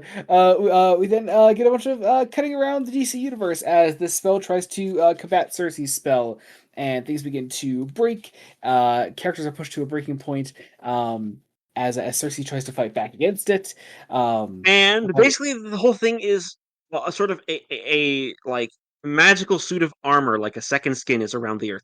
And I do love that it's visual, page 34 of the yeah, issue. It's that visual is so cool. It's so cool. it's a really good visual. It is Yeah, also clearly where like Perez's layouts are looking the best that they have, and just it's all the where the colors look amazing. yeah. Like Uh, yup. But we then it's get the to terrible thing of you if you went through this book with a fine tooth comb of the main miniseries, you could probably mark down which pages were finished in which order because it's not chronological oh very yeah, clearly. definitely, Like definitely. Um, we then spend the rest of the issue watching characters regroup, like Aquaman and Power Girl, and react, regroup, a little bit of catharsis. I do like that Ice has some sort of catharsis with her father. yeah, Even though that's like nice. again, there are moments Just tiny where moments. where Perez's character writing can just come through, like the thing that he's really good at. Um, like even if like even without the context. Um, And hey, look, uh, it's Dove, the original Dove, oh for yes, for 3 whole panels. Um, huh. huh. Anyway, yeah, Anyway, yeah, weird. yeah, Well, I mean, yeah, oh yeah. yeah, because he. Hmm. I didn't even note that because there's just so much onslaught at this point It's of just so random. It's just so much random shit. It's just tossed in. It fucking sucks. Uh, uh, there's this very much idea that Diana's basically like um Diana has to go and find Hermes, confront him for all the shit he's pulled, um, and give her some answers. yeah. Um, Also, Silver Swan is now with Firestorm. They've now teamed up. And also here's a scene of Bronze Tiger to end the issue. Bronze Tiger because Black Adam is gonna recruit the Suicide Squad. Yeah, and now the Um, Suicide Squad is going to be part of the event. And is oh there, god, Joey? I've got to ask: was there a Suicide Squad tie into this event in the Ostrander run? it's been a hot minute. I think so, but I'm struggling to recall right now. I believe so. I was gonna say because it feels like that initial because that initial run would have run that long. Like, Yeah, I'll have to check my singles because I do have that whole run in singles, and I'll have to take a look at them. But I'm pretty sure. Yeah, I'm pretty sure. But no time for that, as we have Wonder Woman number 60, Wonder Woman versus Lobo. This is Blood and Sand. Okay, so we pick up this one with Cersei, who is we are seeing her side of not long before they attempted Wonder Woman and Phantom Stranger and everyone tried to counter her spell. Um, it is interesting the way that these issues kind of like bounce off each other and scenes overlap. Because sometimes it can be hard to place where certain scenes are meant to take place in the context of all that. But well, again, some of it is because again, it's that trying to do the epic storytelling thing. yeah, Um, like, because I pulled up the Omni layout, because yeah, so we have actually just jumped ahead one, two, three, four, five, 6 issues in the event. And yes, there is in fact one Suicide Squad tie-in. It would be the okay. exact next issue. What number is it? 58. 58. Uh, Okay. Um, but yeah, like just ugh. Anyway, yes. So we're jumping far forward in it, but again, these events are still directly overlapping with each other. We're still seeing how this issue directly ties into what is happening in the main event. it's also it's gotta have us remember exactly like what happened. Again, because of how big this is supposed to be. Remember what happened in the last Wonder Woman issue of Julia being rescued, and it's also where Cersei decides basically, because Miko's failed her, he's gonna die. Mhm. Tries to turn into a bird, and he dies. Yep. Uh, and then we cut over to Batman again, who's now meeting with Wonder Woman. Wonder Woman who's Wonder Woman who wearing now has a different armor Thanagarian armor. because something has happened in the tie-ins. Like, Yes. uh, sorry, now that I'm actually looking at this list of tie-ins, certain things are clicking into place as to why, and I'm like, oh, yeah, no, that doesn't make sense, but I'm like, okay, now, okay, I don't. I feel like, but here's the, I feel like the Omni would be both helpful and it would might hurt this event even more because Yeah. just Yeah. Because you're also struggling to get writers to even help you out to write the event. Like it's yeah. Ugh, whatever. like, because okay, so because there is this goblet, right? Found in Egypt by Dan Garrett, the original Blue Beetle. Like, that's one of this event's many MacGuffins. And this is the first time it's getting mentioned, like, Yeah. at this point. Now, let's be fair. Another tie-in has probably happened. Yeah. Like, for the story that's being told, we're like, okay, this is a thing. Um, like, this is. But Jacob, where's your usual rant about how all important things to happen in an event should happen in the miniseries of the event? I've already had that rant like 3 times this episode. Like, it's it's a problem. This is the Yeah. problem. Like, Yeah. we Big we we problem. need the miniseries itself suffers mostly because, well, it is nonstop exposition for 40 pages. Like, Yeah. Yeah. it is doing exposition under the final page of issue 4, pretty much. Yeah. Yep. Like there's no narrative arc. There's nothing. So it's possible that Julia helped find this, and uh, Diana is Diana's going to go off and do some stuff. Um, do some things. Um, because I'll also say at this point I started to have a theory that in writing this issue, this was where Perez was realized how fucked he was, how fucked over he was. And Like, when he just stopped fucking trying. Yeah. not so much stop trying. I think he's just like, well, I, I really I want like it kind of feels like he stopped it trying. just. Come on. Like there just comes a point when it's not even worth it. Like I don't know. I suppose I think it's a point where also he realized I need to put some more information into my tie-ins to at least try to salvage something. Because we don't pick up from the cliffhanger of the last issue until um page 100 and like what is this? This is 144 or 145 of the trade, like 9 and 10.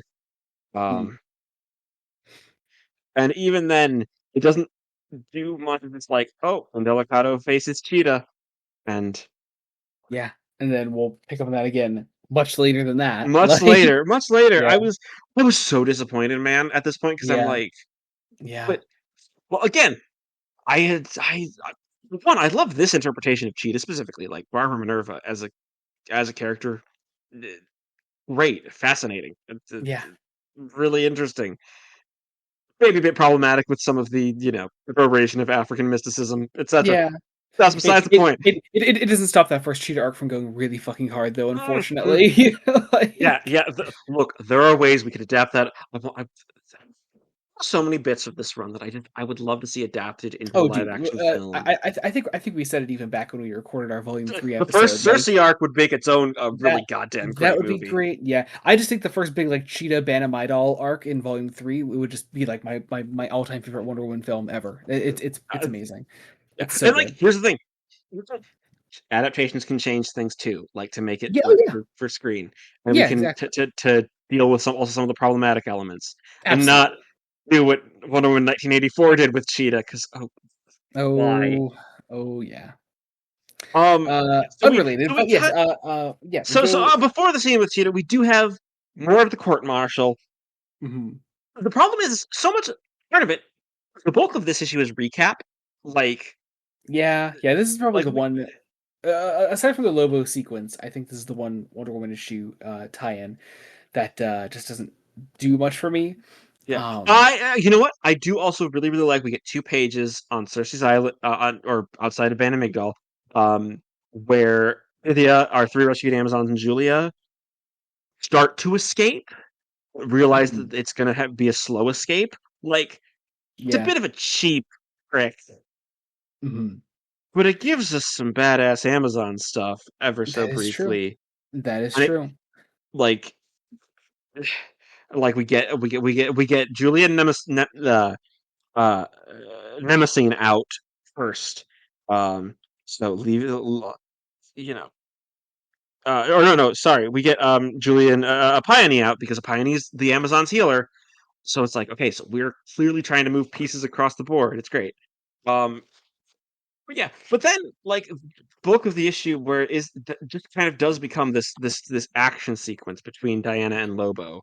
I mean, and it is the best sequence in my opinion in this issue because it is the thing that is actually trying to push the plot forward, and also isn't fucking dragged down and inundated with endless exposition. Like it No. is, Um, it we have Diana and Lobo sort of crossing paths at the same time as Robo Wonder Woman shows up way back yeah, yeah. from Volume And 3. it's like who I kind of wish the Robo Wonder Woman was more present before this because this is like Yeah. It is relying on past knowledge of the run, and again, also it is from once again my favorite arc from this whole run. So it's incredibly memorable for me, but that's not the same for everyone. yeah, well, Um, because then it's the big twist of the end of the issue. It's Hippolyta, like, and yeah, Diana might have just killed her. Like, yeah, and it's a great w- last page great twist. twist. Yeah, uh, that's where the issue ends, and we are stuck with yet again another War of the Gods issue. It's War of the Gods number 3. Casualties of war. Oh God. Well, Okay. here's the thing. Here's the thing. Here's the thing. The issues I had the most notes on were 1 and 2. When we start to Yeah. get to 3 and 4, my notes become a little more sparse. Uh, just because things, I don't want to say things start to happen because they don't, and that's the problem. Yeah. Um, Yeah. like things I, aren't I I so. think War of the Gods 3 and 4 specifically just become fucking incomprehensible, dude. They're just Uh, I they become such a mess. Like our first, let's just let's talk about our opening page. Our opening page where it's uh, you know, a, a, a single page like introduction of Cersei seeing Black Adam and the Suicide Squad coming for an assault. Um, like that's a good start. A decent chunk of this issue should then be that. yeah. It can't be because we have to introduce a new main male henchman for Cersei called Guillermo, who like then doesn't Yeah, and become it's a like thing. if that is the case, why don't we just keep around the old one? Like it Yeah, just well, we could because Mikos was we also a character from earlier in the yeah, run. He's exactly. been And we could around. just and if the intent was just to kill off, just don't kill off till the end. Like just Yeah, wait on it. uh, Like weird. because So weird. part of it is also, oh wait, it turns out that having Hecate captured is going to give us another part of Cersei's plan. Um, but we also haven't used Cersei's Beastamorphs much yet, so let's actually do that. And you know what? There's some fun action in this issue. Yeah. Um, Yeah. um, especially because there is something about an eternal flame of Pandora that is on Olympus that is supposed to be a thing. Mhm. Doesn't actually. I don't know if it actually happens at all. Like I think this is a thing that gets kind of dropped. Yeah, unsurprising. Um, The metal men are stolen by Son of Vulcan for yes. some reason. Yeah, they're here too. Because again, we didn't Uh, have enough characters apparently.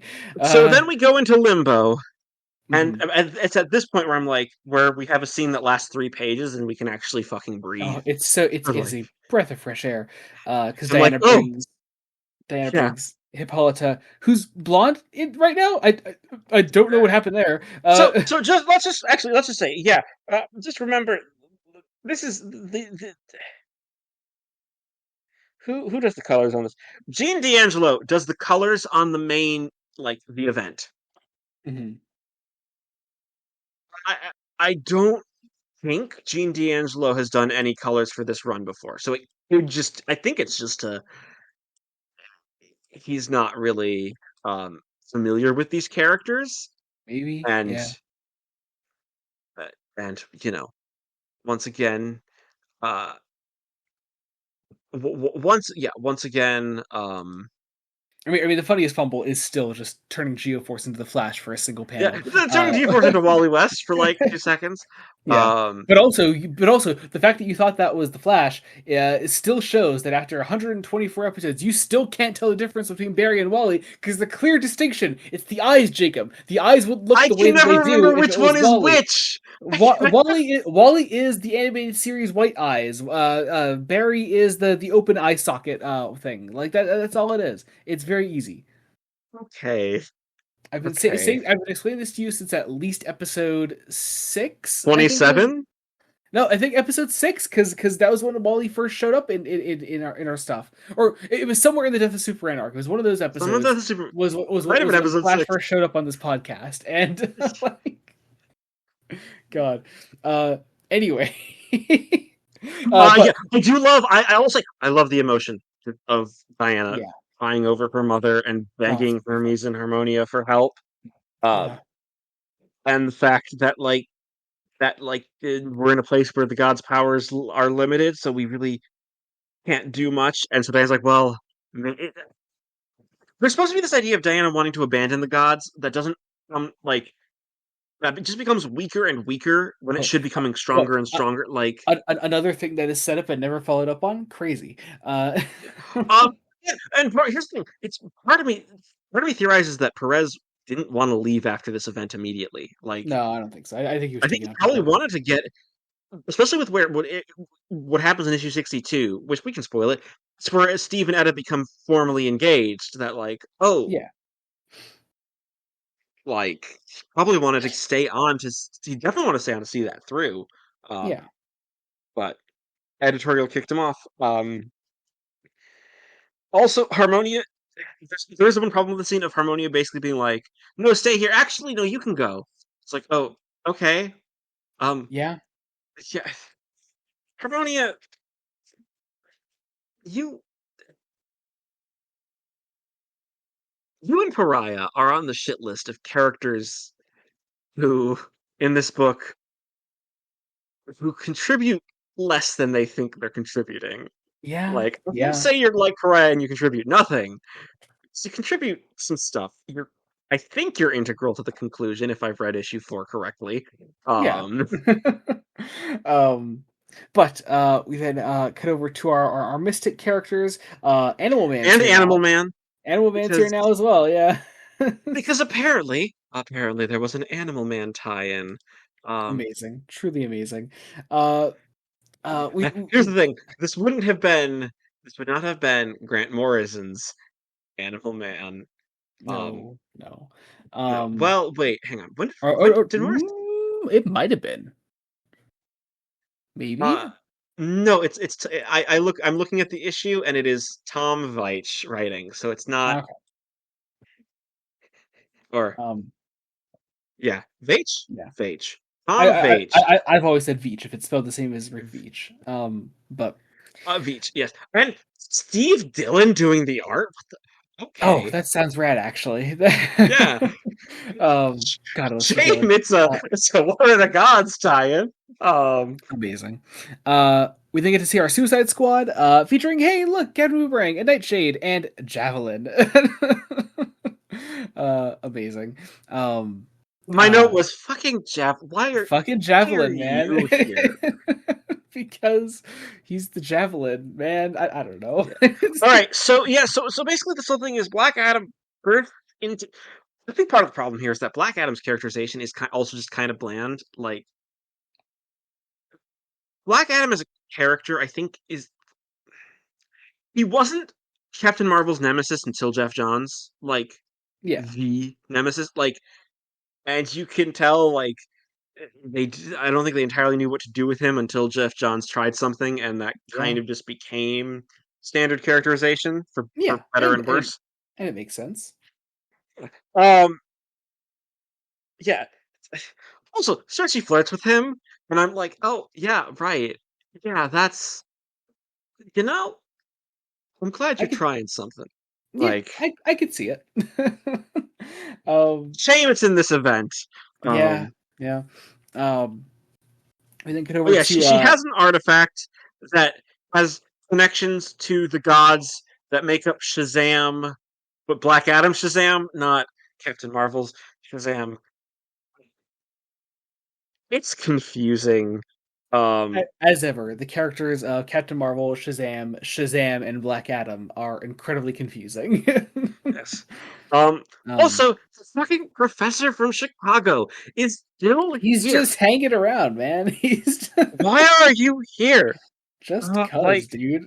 we um, have our two Amazons that have been left behind, which is so we can get some action with the Beastamorphs very briefly. Um, yeah. but like because of the Beastamorphs, that's how we're bringing in Animal Man to like undo this bit of the plot. Yeah. which, which uh, okay, it's okay. It's like it didn't This need to is be part of the plot in the first place if you need to bring in a new character to the plot to undo the thing that didn't need to be here in the first place. mind you, this is like in the grand scheme of things, chapter 19 of like 24. So really, this should be getting close to like some sort of uh following action. Also, Jacob, yes. I'm noting that Etrigan had a tie-in. Good for him as well. He's not anywhere at all in the main event, which is wild. No. Um, but anyway, we didn't get to get a quick sequence of Hawkman and Hawkwoman contacting Batman. I forget over what. Uh, I will tell you. I will tell you. This entire page, Armageddon 2001 tie-in, baby. that'll do it. That'll do it. Because they Okay. mentioned Wave Rider, and Wave Rider was Oh introduced yes, in that goddamn book. my beloved Wave Rider. Uh, Um, Good God. like, and it's again, this is another supposed to be another. Hey. Part of it is, hey, Captain Atom might be evil, but also we're going against the government, and that could be anything. Um, and like, and part of it is Themyscira is going to be. There's a military strike that's going to happen on Themyscira, which we've kind of glossed over because it. Again, we're also at the point where the timeline makes no sense. Like, there's bits in the last Wonder Woman issue where it feels like that's happening, but it hasn't happened. The timelines don't add up. Nothing No, adds up at no, this no, point. they do not. No, they do not. We Um, have lost the uh, plot. We get some yeah. action of Black Adam being shot, and then some fights underwater, so we can bring Aquaman to Back into it. um Yeah, yeah, which yeah. is uh, very weird because I don't think he was near where Banda Miguel is. Like, I don't. Yeah, I mean, if the plot requires it, I guess. also apparent, yeah, like it is, it is, it's weird. Also, Aquaman doesn't seem to have a tie-in, so That's even uh, crazier, and I love that for him. Um, it's very possible he didn't have a book at this point. Because Truly amazing. Uh, yeah, we get some more action as our Suicide Squad attempts to take on Cersei to no avail. Wonder Woman still has Hippolyta's body, and and is witnessing the military strike on its way to Themyscira. Um, Animal Man is being part of this spell, and I think it's trying to be metatextual because the Morrison run was metatextual. Like, eh, like actively calling this chapter 3. Like, what? Like, yeah, yeah, yeah. Well, that's not Animal Man saying it. That's that's Doctor Fate, but it feels like it's trying to be metatextual, like talking to the audience, and it's like, what is going on?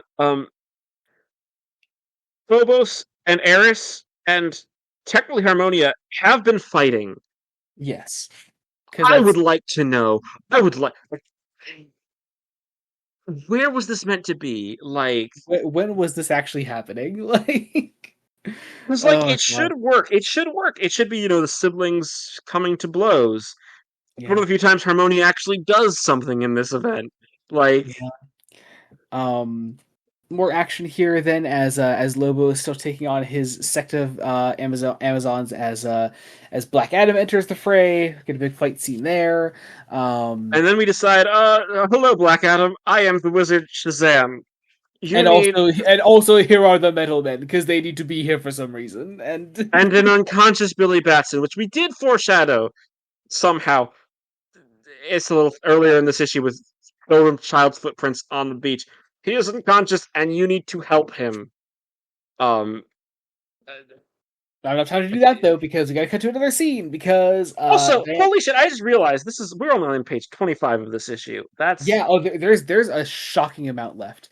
this is because Because here's the thing. This feels like it should be the Wham line, right? yeah, Like it should kind be the of Wham yeah. line. Well, no, because of where the issue actually needs to end. Correct, but like this is structured like a Wham line, like the Yeah, ending. yeah, Because we have um, the assault happening, Diana trying to save uh her mother, yeah, Starman getting involved. yeah. Um, Meanwhile, on Apocalypse, I guess. Fucking yeah, what? which Why? once Why? again, wait, Oh god, I get the want to have the new gods in here because again, War of the Gods. It makes sense, but also there's nothing they add to this. Absolutely nothing.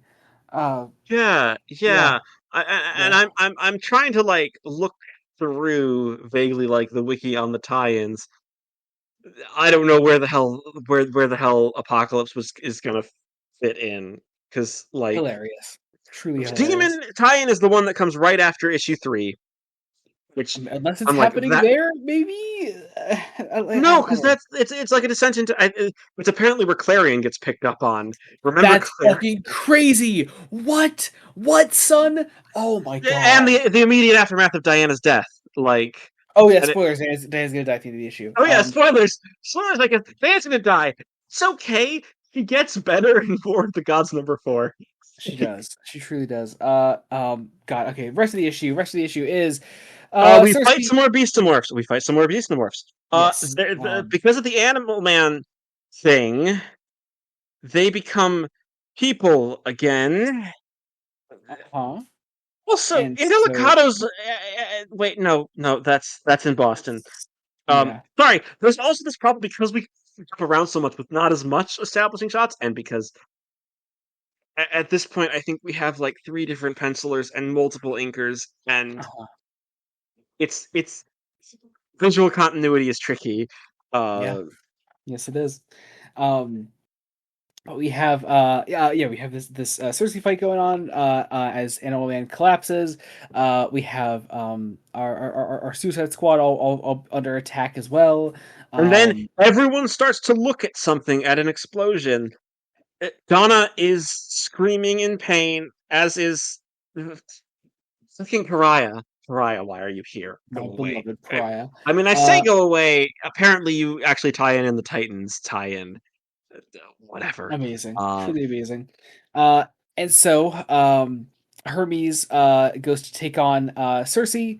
Um, uh, I actually, I do actually quite like the sequence because this is all happening in the background as Diana reunites with Julia for a moment. I like that she gets a moment with her briefly, albeit briefly, yeah, before, with one of her closest friends.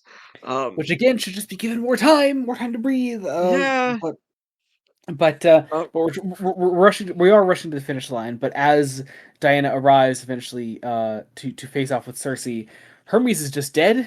yeah, Hermes is Just dead. straight up actually dead, and Harmonia also is dead earlier, and Ares is crying over her, and it's actually like it's 4 panels, but it's actually it is this again another one of those tiny glimmers of really effective things that like but again should just be given more time. should we even cut half of these characters, please? Like Yeah, yeah, we don't. I A DC event does not need every corner of the DC universe. yeah. Same with a Marvel event because Again, It's this was 90s DC. Events were at critical mass, and they weren't it gonna is what slow it down is what it is anytime what it is soon. what turns me off from comic events when we do them on this show. Let's be And honest. here's the thing: Like, we are in such a better place these days than we were back in the 90s. When you go back to these 90s events, unironically, like truly, we are in at least at in a DC. I don't much know if better. it's the same at Marvel. I Oh, don't know if it's the same at Marvel. Marvel is events every 2 fucking seconds. But at DC, like, dude, like, whenever you go back to these 90s DC events, and you see the way that they got cut short or cut off and fucked over in a million different ways by editorial because Crisis on Infinite Earths worked once. It's all because of that one fucking book, and even the fucking creators of that book are not immune to the absolute hell that is trying to make an event in 90s DC, and I mean, it's fucking rough.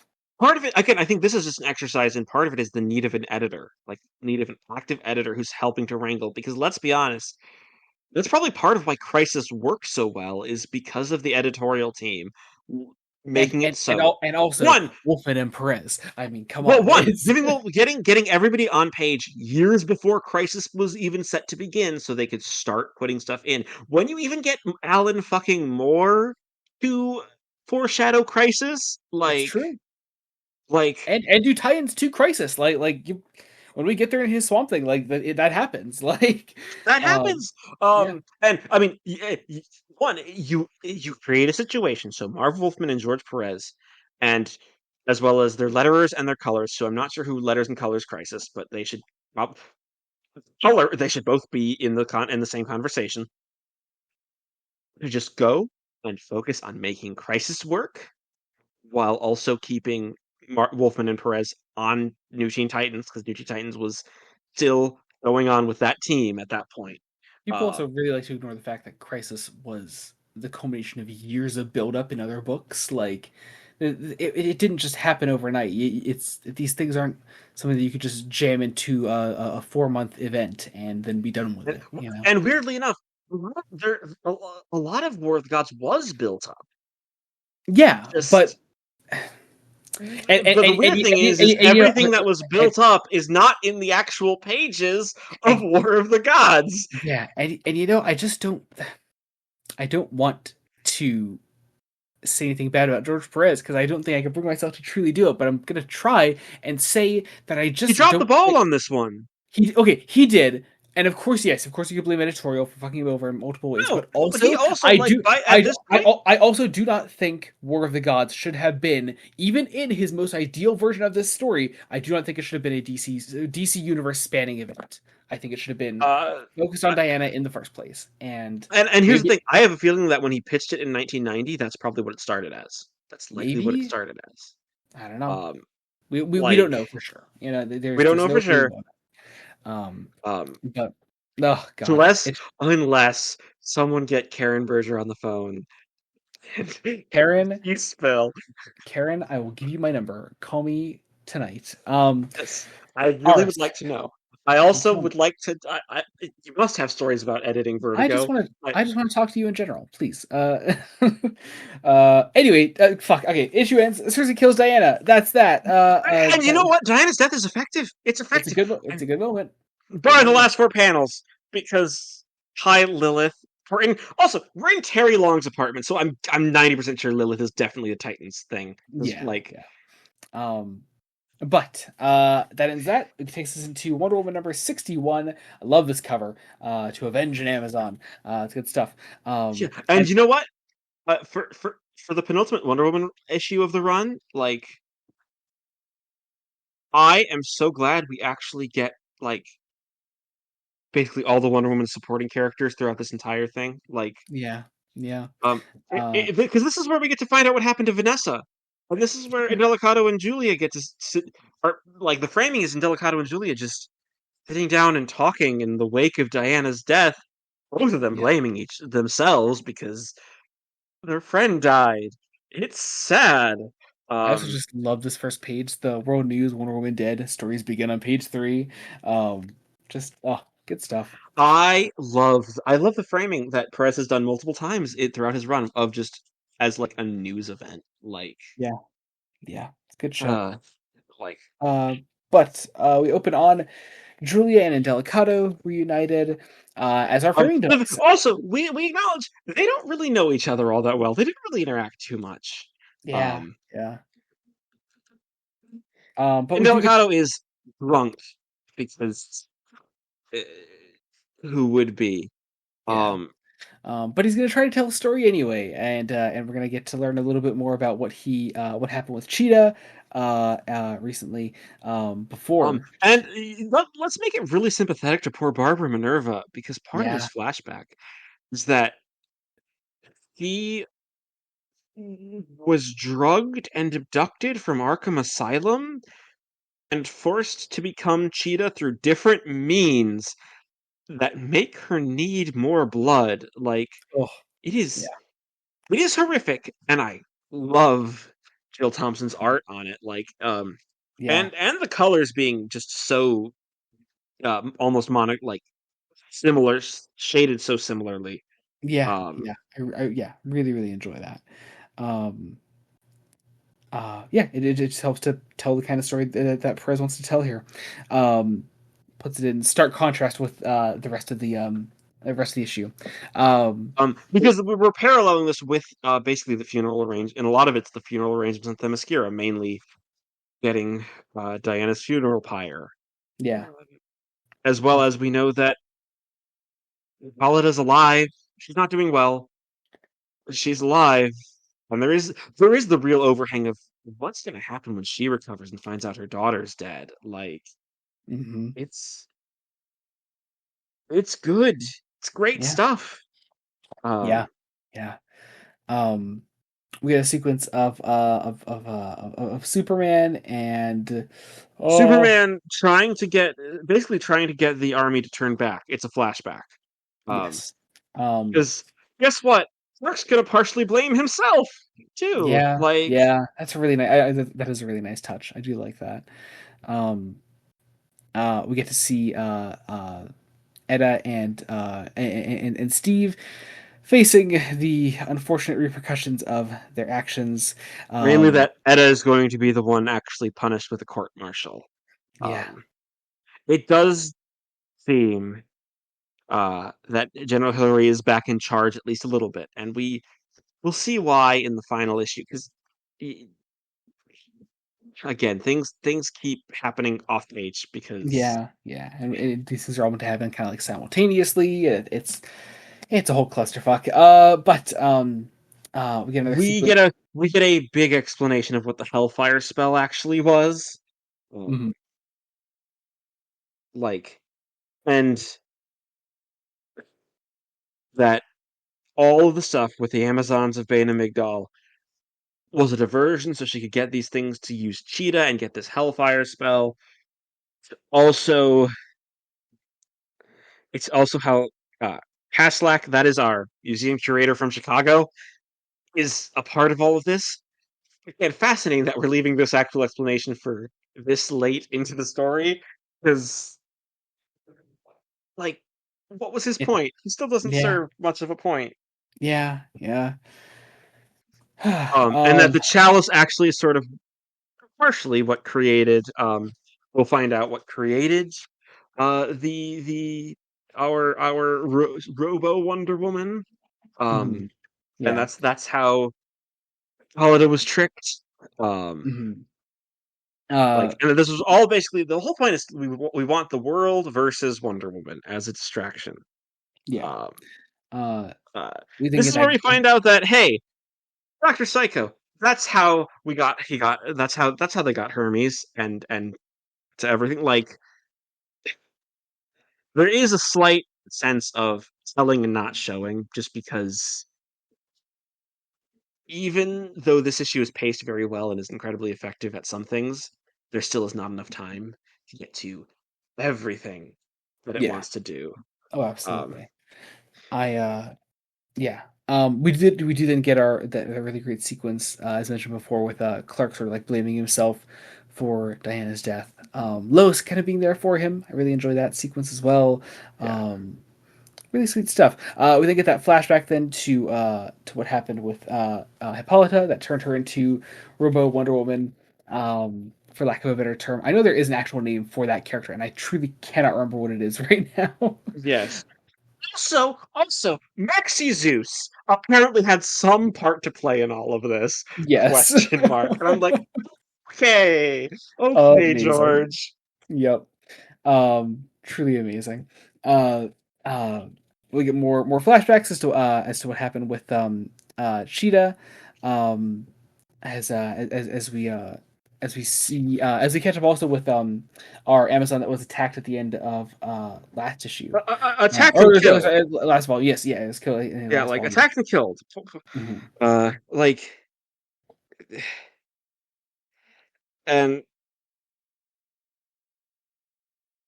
and like uh, for Cheetah's own sake, she's on the warpath. She wants to get to Cersei. Yeah, Like, yeah. Um, but the uh, bloodlust is what's been controlling her, and like we get this attack on Indelicato, basically in this church that I think is near Bane and Migdal, or possibly mhm. just in Boston. It's not quite clear where everyone's attacked. Um, and yet Indelicato basically gets his own last stand where he gets to shoot some of these beastamorphs in the face. And be And there for Vanessa in the end. Vanessa, like, Yeah, great little sequence there. and we then end the issue with this very nice of the rest of the superhero community coming together to band together with Themyscira to fight for Diana, Mhm. um, to And end the War of the Gods. yeah, great last page. Fucking Deathstrokes there. Fucking Yeah, I don't know why you're here, Deathstroke. amazing. I mean, Like I I, do. It's because you're a Perez creation. of course, Um, yeah, yeah. But I could sooner believe, Captain Boomerang is standing up for Diana than yeah, Deathstroke. Anyway, but that does it for that issue. Bring us to our penultimate issue today and the final issue of War of the Gods, issue number 4. First off, spoils Diana coming back right on the cover. What a move! yeah, like, Insane. which I mean, because let's be honest, this death was kind of a cheap death. Like, Mhm. it, it lasted less than like it didn't last that long. Like, Yeah, sure, yeah, Wonder Woman 61 is really good. It's really emotional. yeah. It's like, and maybe Perez was trying to say something with Death and Rebirth. I don't know. Uh, Who knows what the I think original intention was? at this point, I think Perez is just really checked out. Like, Yeah, and you could tell because, oh man, War of the Gods number 4 fucking sucks. it it's is. it's. Sorry, I'm trying to pick out where a good place to start because again, it's we're back to just that frenetic pacing of everything. I mean, we Um, we could just describe what's on the page. I do like the sort of the title spread. Um, Yeah, that's nice. That's nice. In the beginning, there I with should the end. say, here's the thing: there are outside of Perez,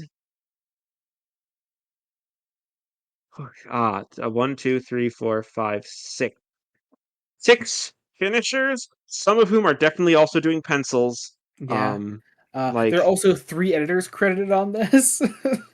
Like, oh man, yeah, it's yeah. it's. Did Tom Payer just Did he also did he check get out? Like, did he get fired? who Like knows? Who the what? fuck knows? Yes.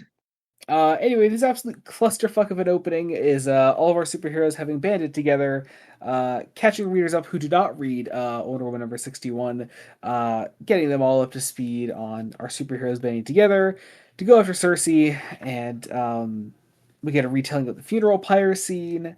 Also, Um, Doctor Fate has had a prediction that needs to be wrong as well. A lot of predictions and prophecies that like are just thrown out here. Um, yeah, um, yeah, there's a lot. Freaking Pariah is also here, yeah. trying You know who's like also here really randomly? Dead Man. yeah. And I look, I know we love our Dead Man over here on this show, yeah, but I did that. I'm like, what? What are you? Was it?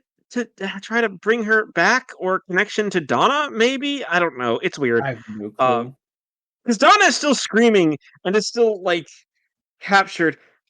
We have a big ol' assault on New Olympus, which I I like it can be drawn, but it doesn't. It's really hard to follow. Like, Yeah, yeah. Um, um, and that is most of the issue. It like yeah, this issue's 40 pages. Uh, not a lot happens. a lot of it is It running around. So the whole idea of that, like, again, the Pandora's fire needs to be kept alive by Hephaestus. Um, Mainly so Son of Vulcan can be bequeathed a gift to be held, all while the wizard Shazam talks about meeting King Solomon. Uh, yeah, Um, and that goes on for a long time. Uh, One of the only scenes that is allowed to go on for more than 2 pages. It's fucking nuts. Also, Black Adam changed his skin tone between pages. Not sure what that's all yeah, a about. lot, and he like they make him gray, and that I mean, just I mean, first off, that is a bad coloring technique that only died out during the 90s, and that's fucking insane. Um, they only died during. Oh God, that's I fucking mean, wild. this is yeah, coloring usually Middle Eastern characters. Gray was an unfortunately very common practice that stuck around for way too long. God, Yeah, that's so. Also, like, so okay, so metal men are here because spirits of certain gods have been inserted into them to make Shazam to make Cap like gods that correspond to Shazam, mainly Billy's like Captain Marvel's Shazam. hmm Shazam, so we can have. So I think this issue is supposed to be all about restoration. That we need to restore like the three characters who have been like throughout this entire thing beaten, broken. That is, of course, Diana, who's starts the issue dead. Donna, who's been trapped the entire time, and and Hippolyta, who's no, and Billy and Captain fucking Marvel, oh who Billy, is yeah, that yeah, checks out. like Yeah, that's that's sort of what we're doing, yeah, as well as we're um, doing an assault on New Olympus. yeah. Cersei has a Also, flying throne. yeah. Like, Also, the people of Apocalypse, Darkseid, and everyone they're still gearing up for battle. yeah, they Um, have a plot. they There don't. They is don't. there is a moment somewhere in here where Ares is basically examining war of like, no, I don't want endless. Like, I I I I am going to declare war over. Which, again, in theory, I really like, especially with what Ares has been in this run. Like, eh, it just doesn't come to the page because this is a clusterfuck. Yeah, Um, yeah. It's awful. It fucking sucks, yeah. dude. Also, like, Uh, here's the thing: the apocalypse plot, here comes Highfather to stop that plot. Like, okay, yeah. um, And then Batman and Robin are here for some reason because they could do something against gods. And Bruce has had part of a plan. So basically, we cut and we cut and we cut. Also, Count Vertigo had something to do in one of the tie-ins somewhere. Suicide Um, Squad probably. probably, probably would he have been on the squad at this point? Yes, most definitely. Um, Um, but Also, Pariah gets fucking abandoned because no one yeah. likes Pariah. Well, Uh, Prince is trying to say something with Pariah about the about how people ignore Pariah again. That Cassandra figure, like it's just uh, it it again. It just doesn't have the Basically, time to do. everything is building to this point where Cersei is going to like try to draw the magical and godly energy of Son of Vulcan, who is actually an empty shell, so because he's actually given his energy to Donna, but Lobo grabs Donna somehow, and that's a bad thing. Um, also, Deadman is dying, and like That thing that dead men can do. Uh, yes. um, Oh, also, we get what I'm 90% sure is the inspiration for Blackest Night of like all dead superheroes, just army of zombies. yeah, Um, as the yeah. Legions of Hades, it's, like It's a, Abin it's a, Sur it's a and cool Dan image. Garrett. Like I'm They're like, all hmm. skeletons. I'm like, my note is quite literally, oh, this had a profound effect on a baby Jeff Johns. Like, Oh man, yeah, probably. Uh, uh, yeah. Fight And then continues. there's this whole idea of Doctor Fate having to rely on the kindness of strangers, which again, possibly interesting idea. The plan for uh okay, so Harmonia has this gambit that we reform Diana out of clay, which I do like that. That's how we bring her back to life, Mhm. as well as the resurrection of Billy Batson using the Metal Men as the gods. Again, don't think about it too hard. Doesn't make a Yeah, whole lot of sense. yeah, Um, and uh, we have our dead army continuing to advance on our mystic characters. I do Hi, like Zatara. I I do do like like. Skeleton Zatara. I was just gonna say, uh, I do like that. Cersei is trying to stop Superman's advance while Um, Hippolyta attempts to bring back Diana at the same time as Billy is brought back as Captain Marvel. Diana and Diana here's the re thing: you think Harmonia is going to, or is that Harmonia? No, that's Penelope. It's Penelope's going to sacrifice herself. It's Oh this is a god. fucking problem. We get the Oh, Shazam moment, and somehow that forces that causes Cersei into Kronos's like prison, yeah. restores both Diana and Donna. And Diana comes back Um, in this new fangled armor, ready to throw down. Uh, and Billy regroups with the Metalmen as he flies off to as we kind of start to hand wave a bunch of the other gods, so we can have basically a final showdown. yeah. And poor fucking Pariah, who thinks he's free from his curse, isn't free from his curse. No, oh Like, god, no, yeah, he's fucked. Um, but we get this conversation between Diana and Cersei. Cersei, Cersei is defeated. She literally does within like 2 or 3 pages. Yeah. Um, And a big ol' explosion then? Why is there an explosion? I forget. um, Oh, so that the prophecy apparently? Uh yeah. oh yeah, upon the death of the witch at the birth of witch Hecate by name and choice shall repossess her soul. And then I guess as Diana tries to stop that, there's an explosion. I oh man. The whole point is that uh, reconciliation between the gods that can reconcile, like mainly the Greek and Roman ones. Just ignore the fact that we had other gods. They kind of just fuck off. Um, uh, and Olympus is going to go back to the Mystic Plane, and everything's going to be forgiven and okay. Um, Donna wakes up in her apartment, and like, and Diana is back on Themyscira, and the event ends with Uh with some hastily put together narration of where all our characters ended up before Pariah is sad that he is still cursed and the fates and continue to exist, I guess.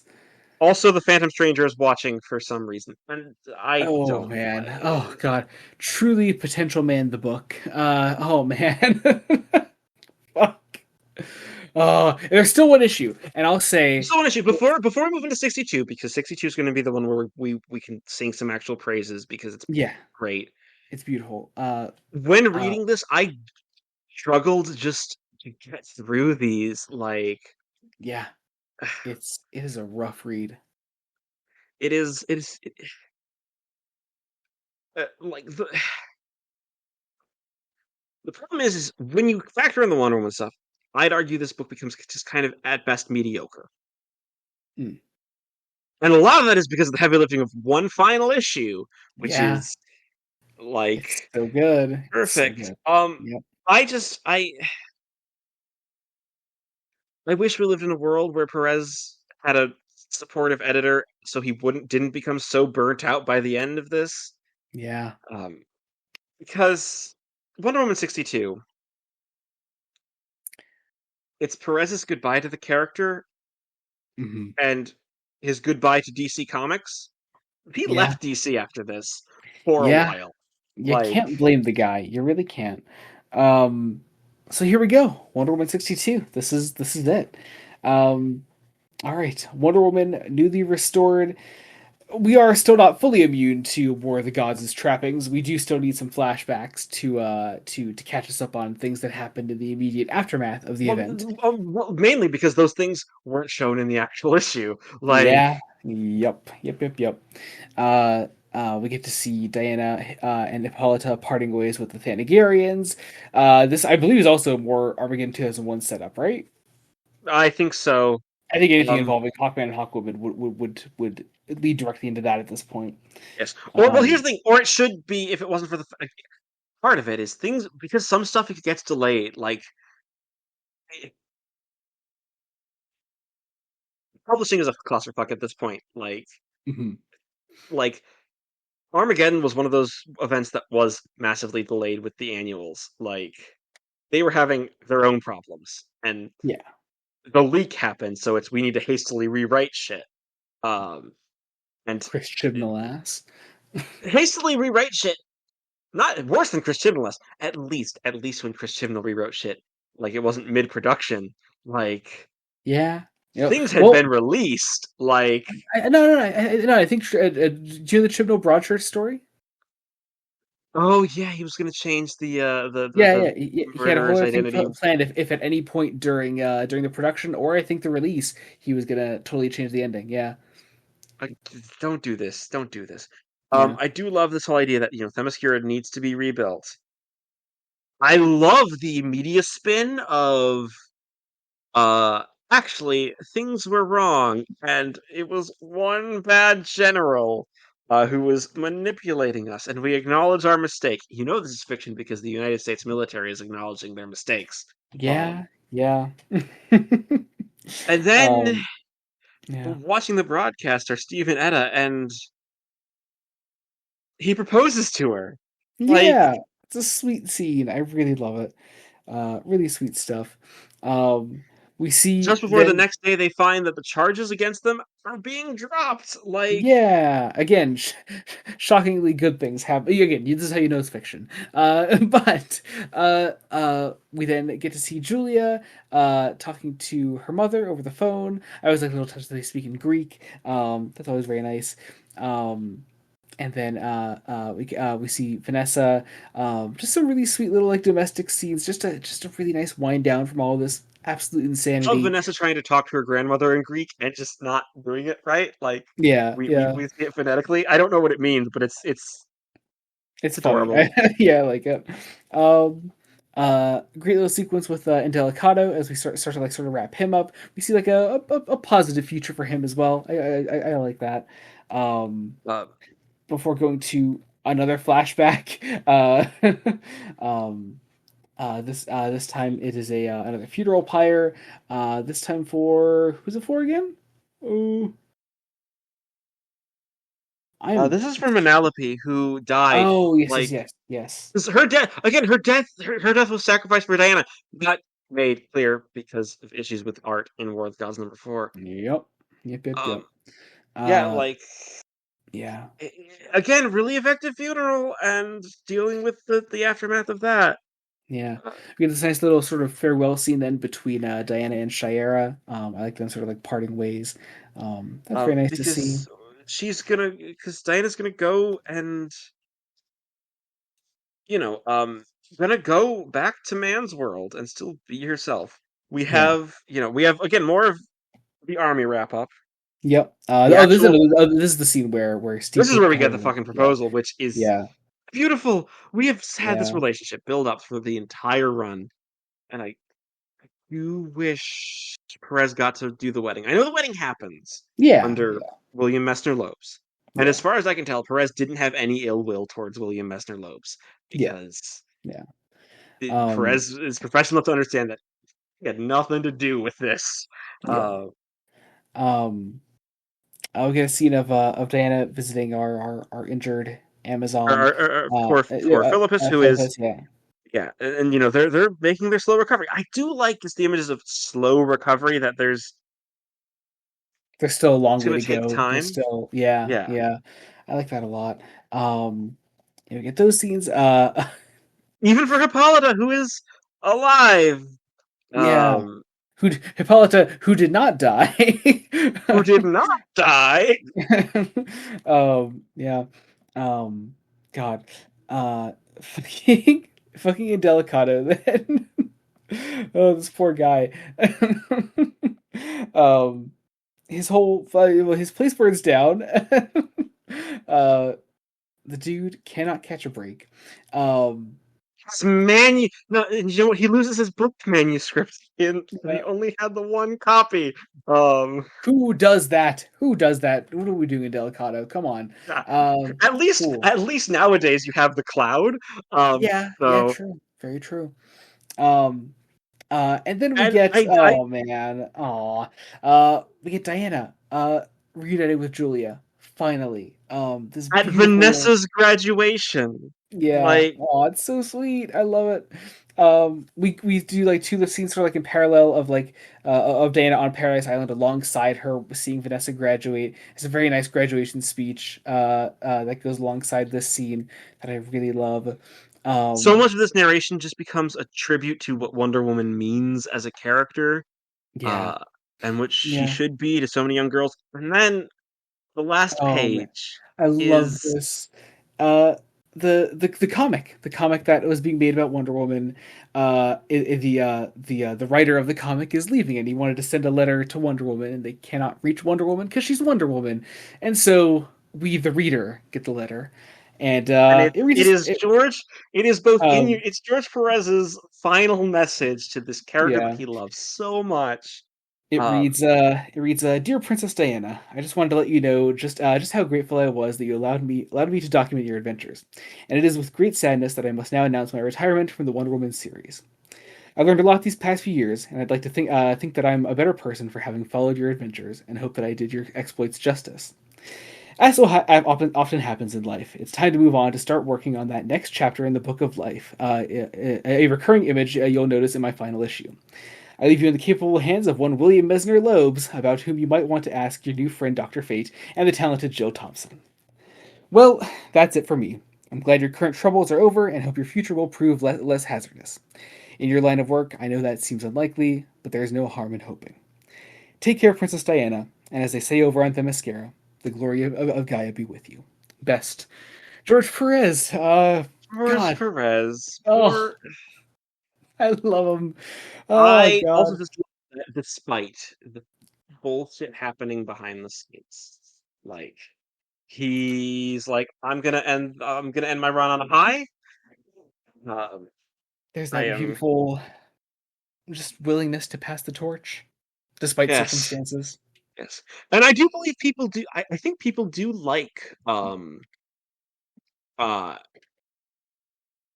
Mesner Loeb's run. I think Mhm. people do like it. I know it got collected fairly recently, um, at least partially. Mhm. Um, and I know Jill Thompson stayed on as artist for at least a little bit. Yeah, Um, legend Joe Thompson. Um, um, but and I that's will say what is interesting is that this was also um, where Karen Berger left as editor completely mhm. for the book.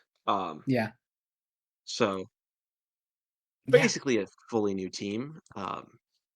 and that's all she wrote, I suppose. Uh, Yeah, yeah. Uh, um, I guess final thoughts, not just on, of course, not just on the volume itself, but on the run as a whole. Oh, here's the thing. Even despite a bad ending,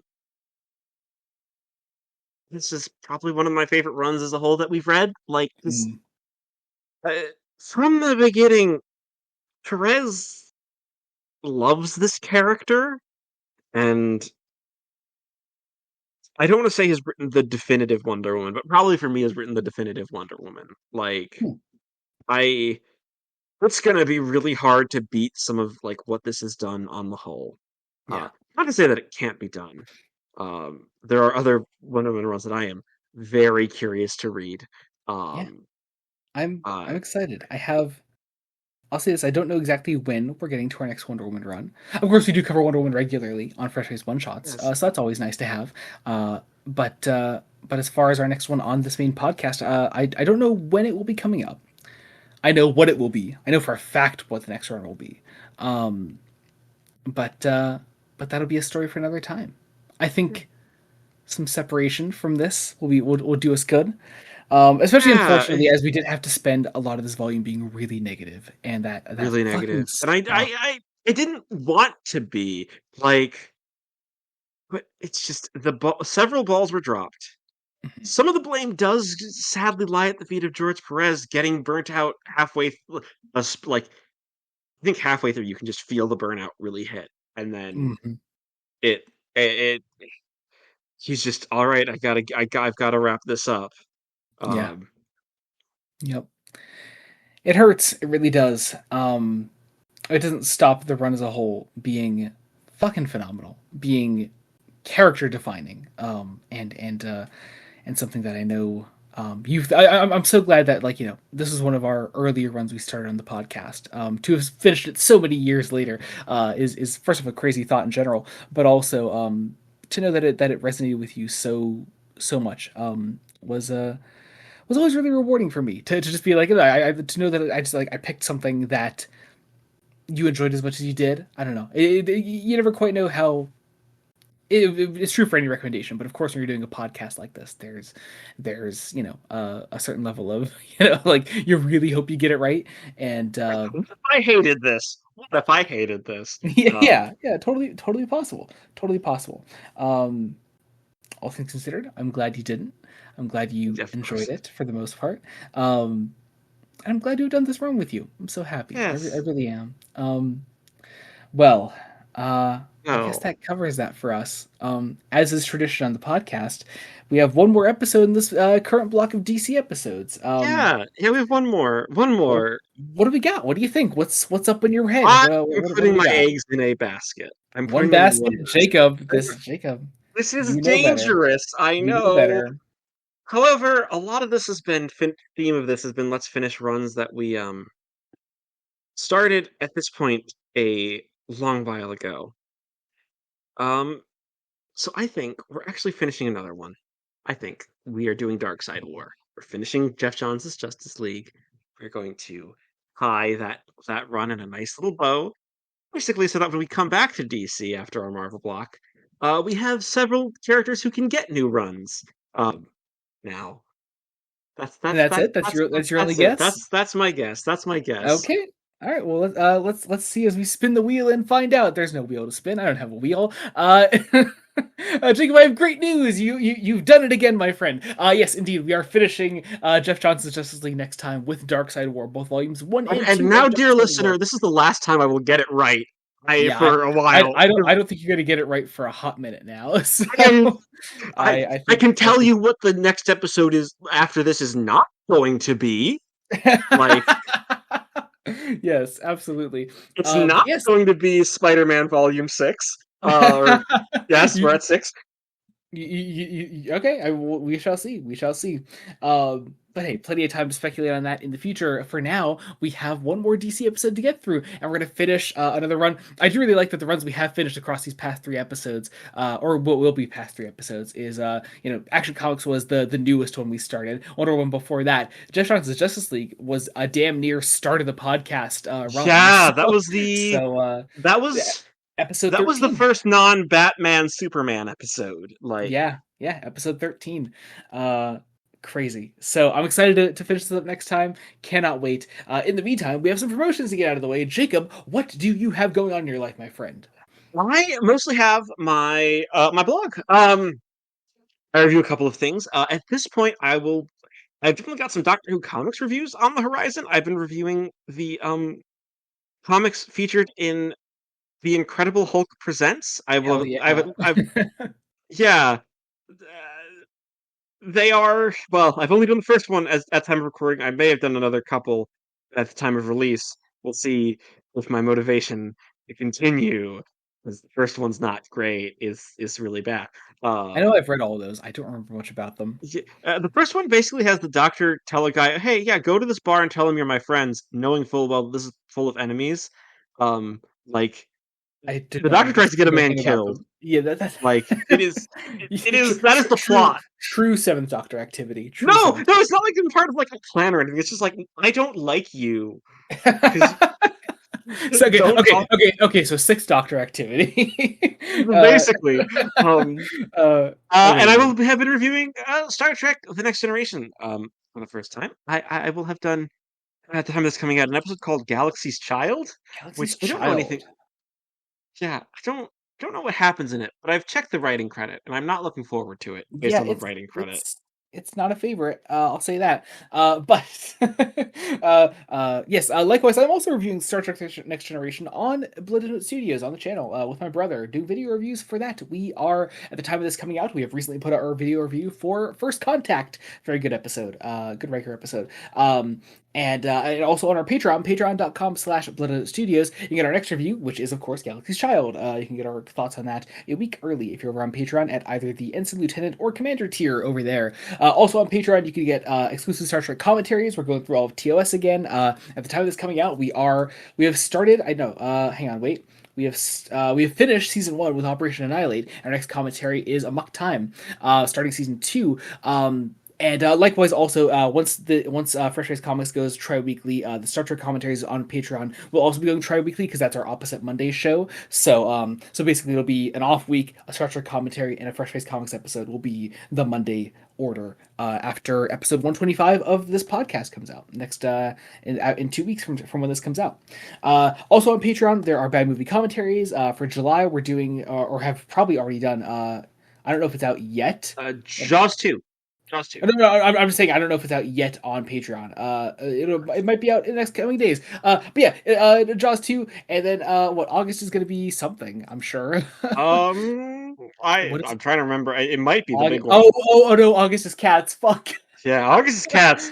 Oh man. We'll talk. We'll Okay. chat. We'll chat. We'll chat. Yeah. That'll be that. So if you want that, oh, that's gonna be the place to be. Also, there's Fresh Face Extras. It's even more of the podcast you're listening to right now. Before this episode today, Jacob had not seen the Avengers Doomsday trailer, which came out the day of recording this. So we did a live reaction to that. He watched that for the first time.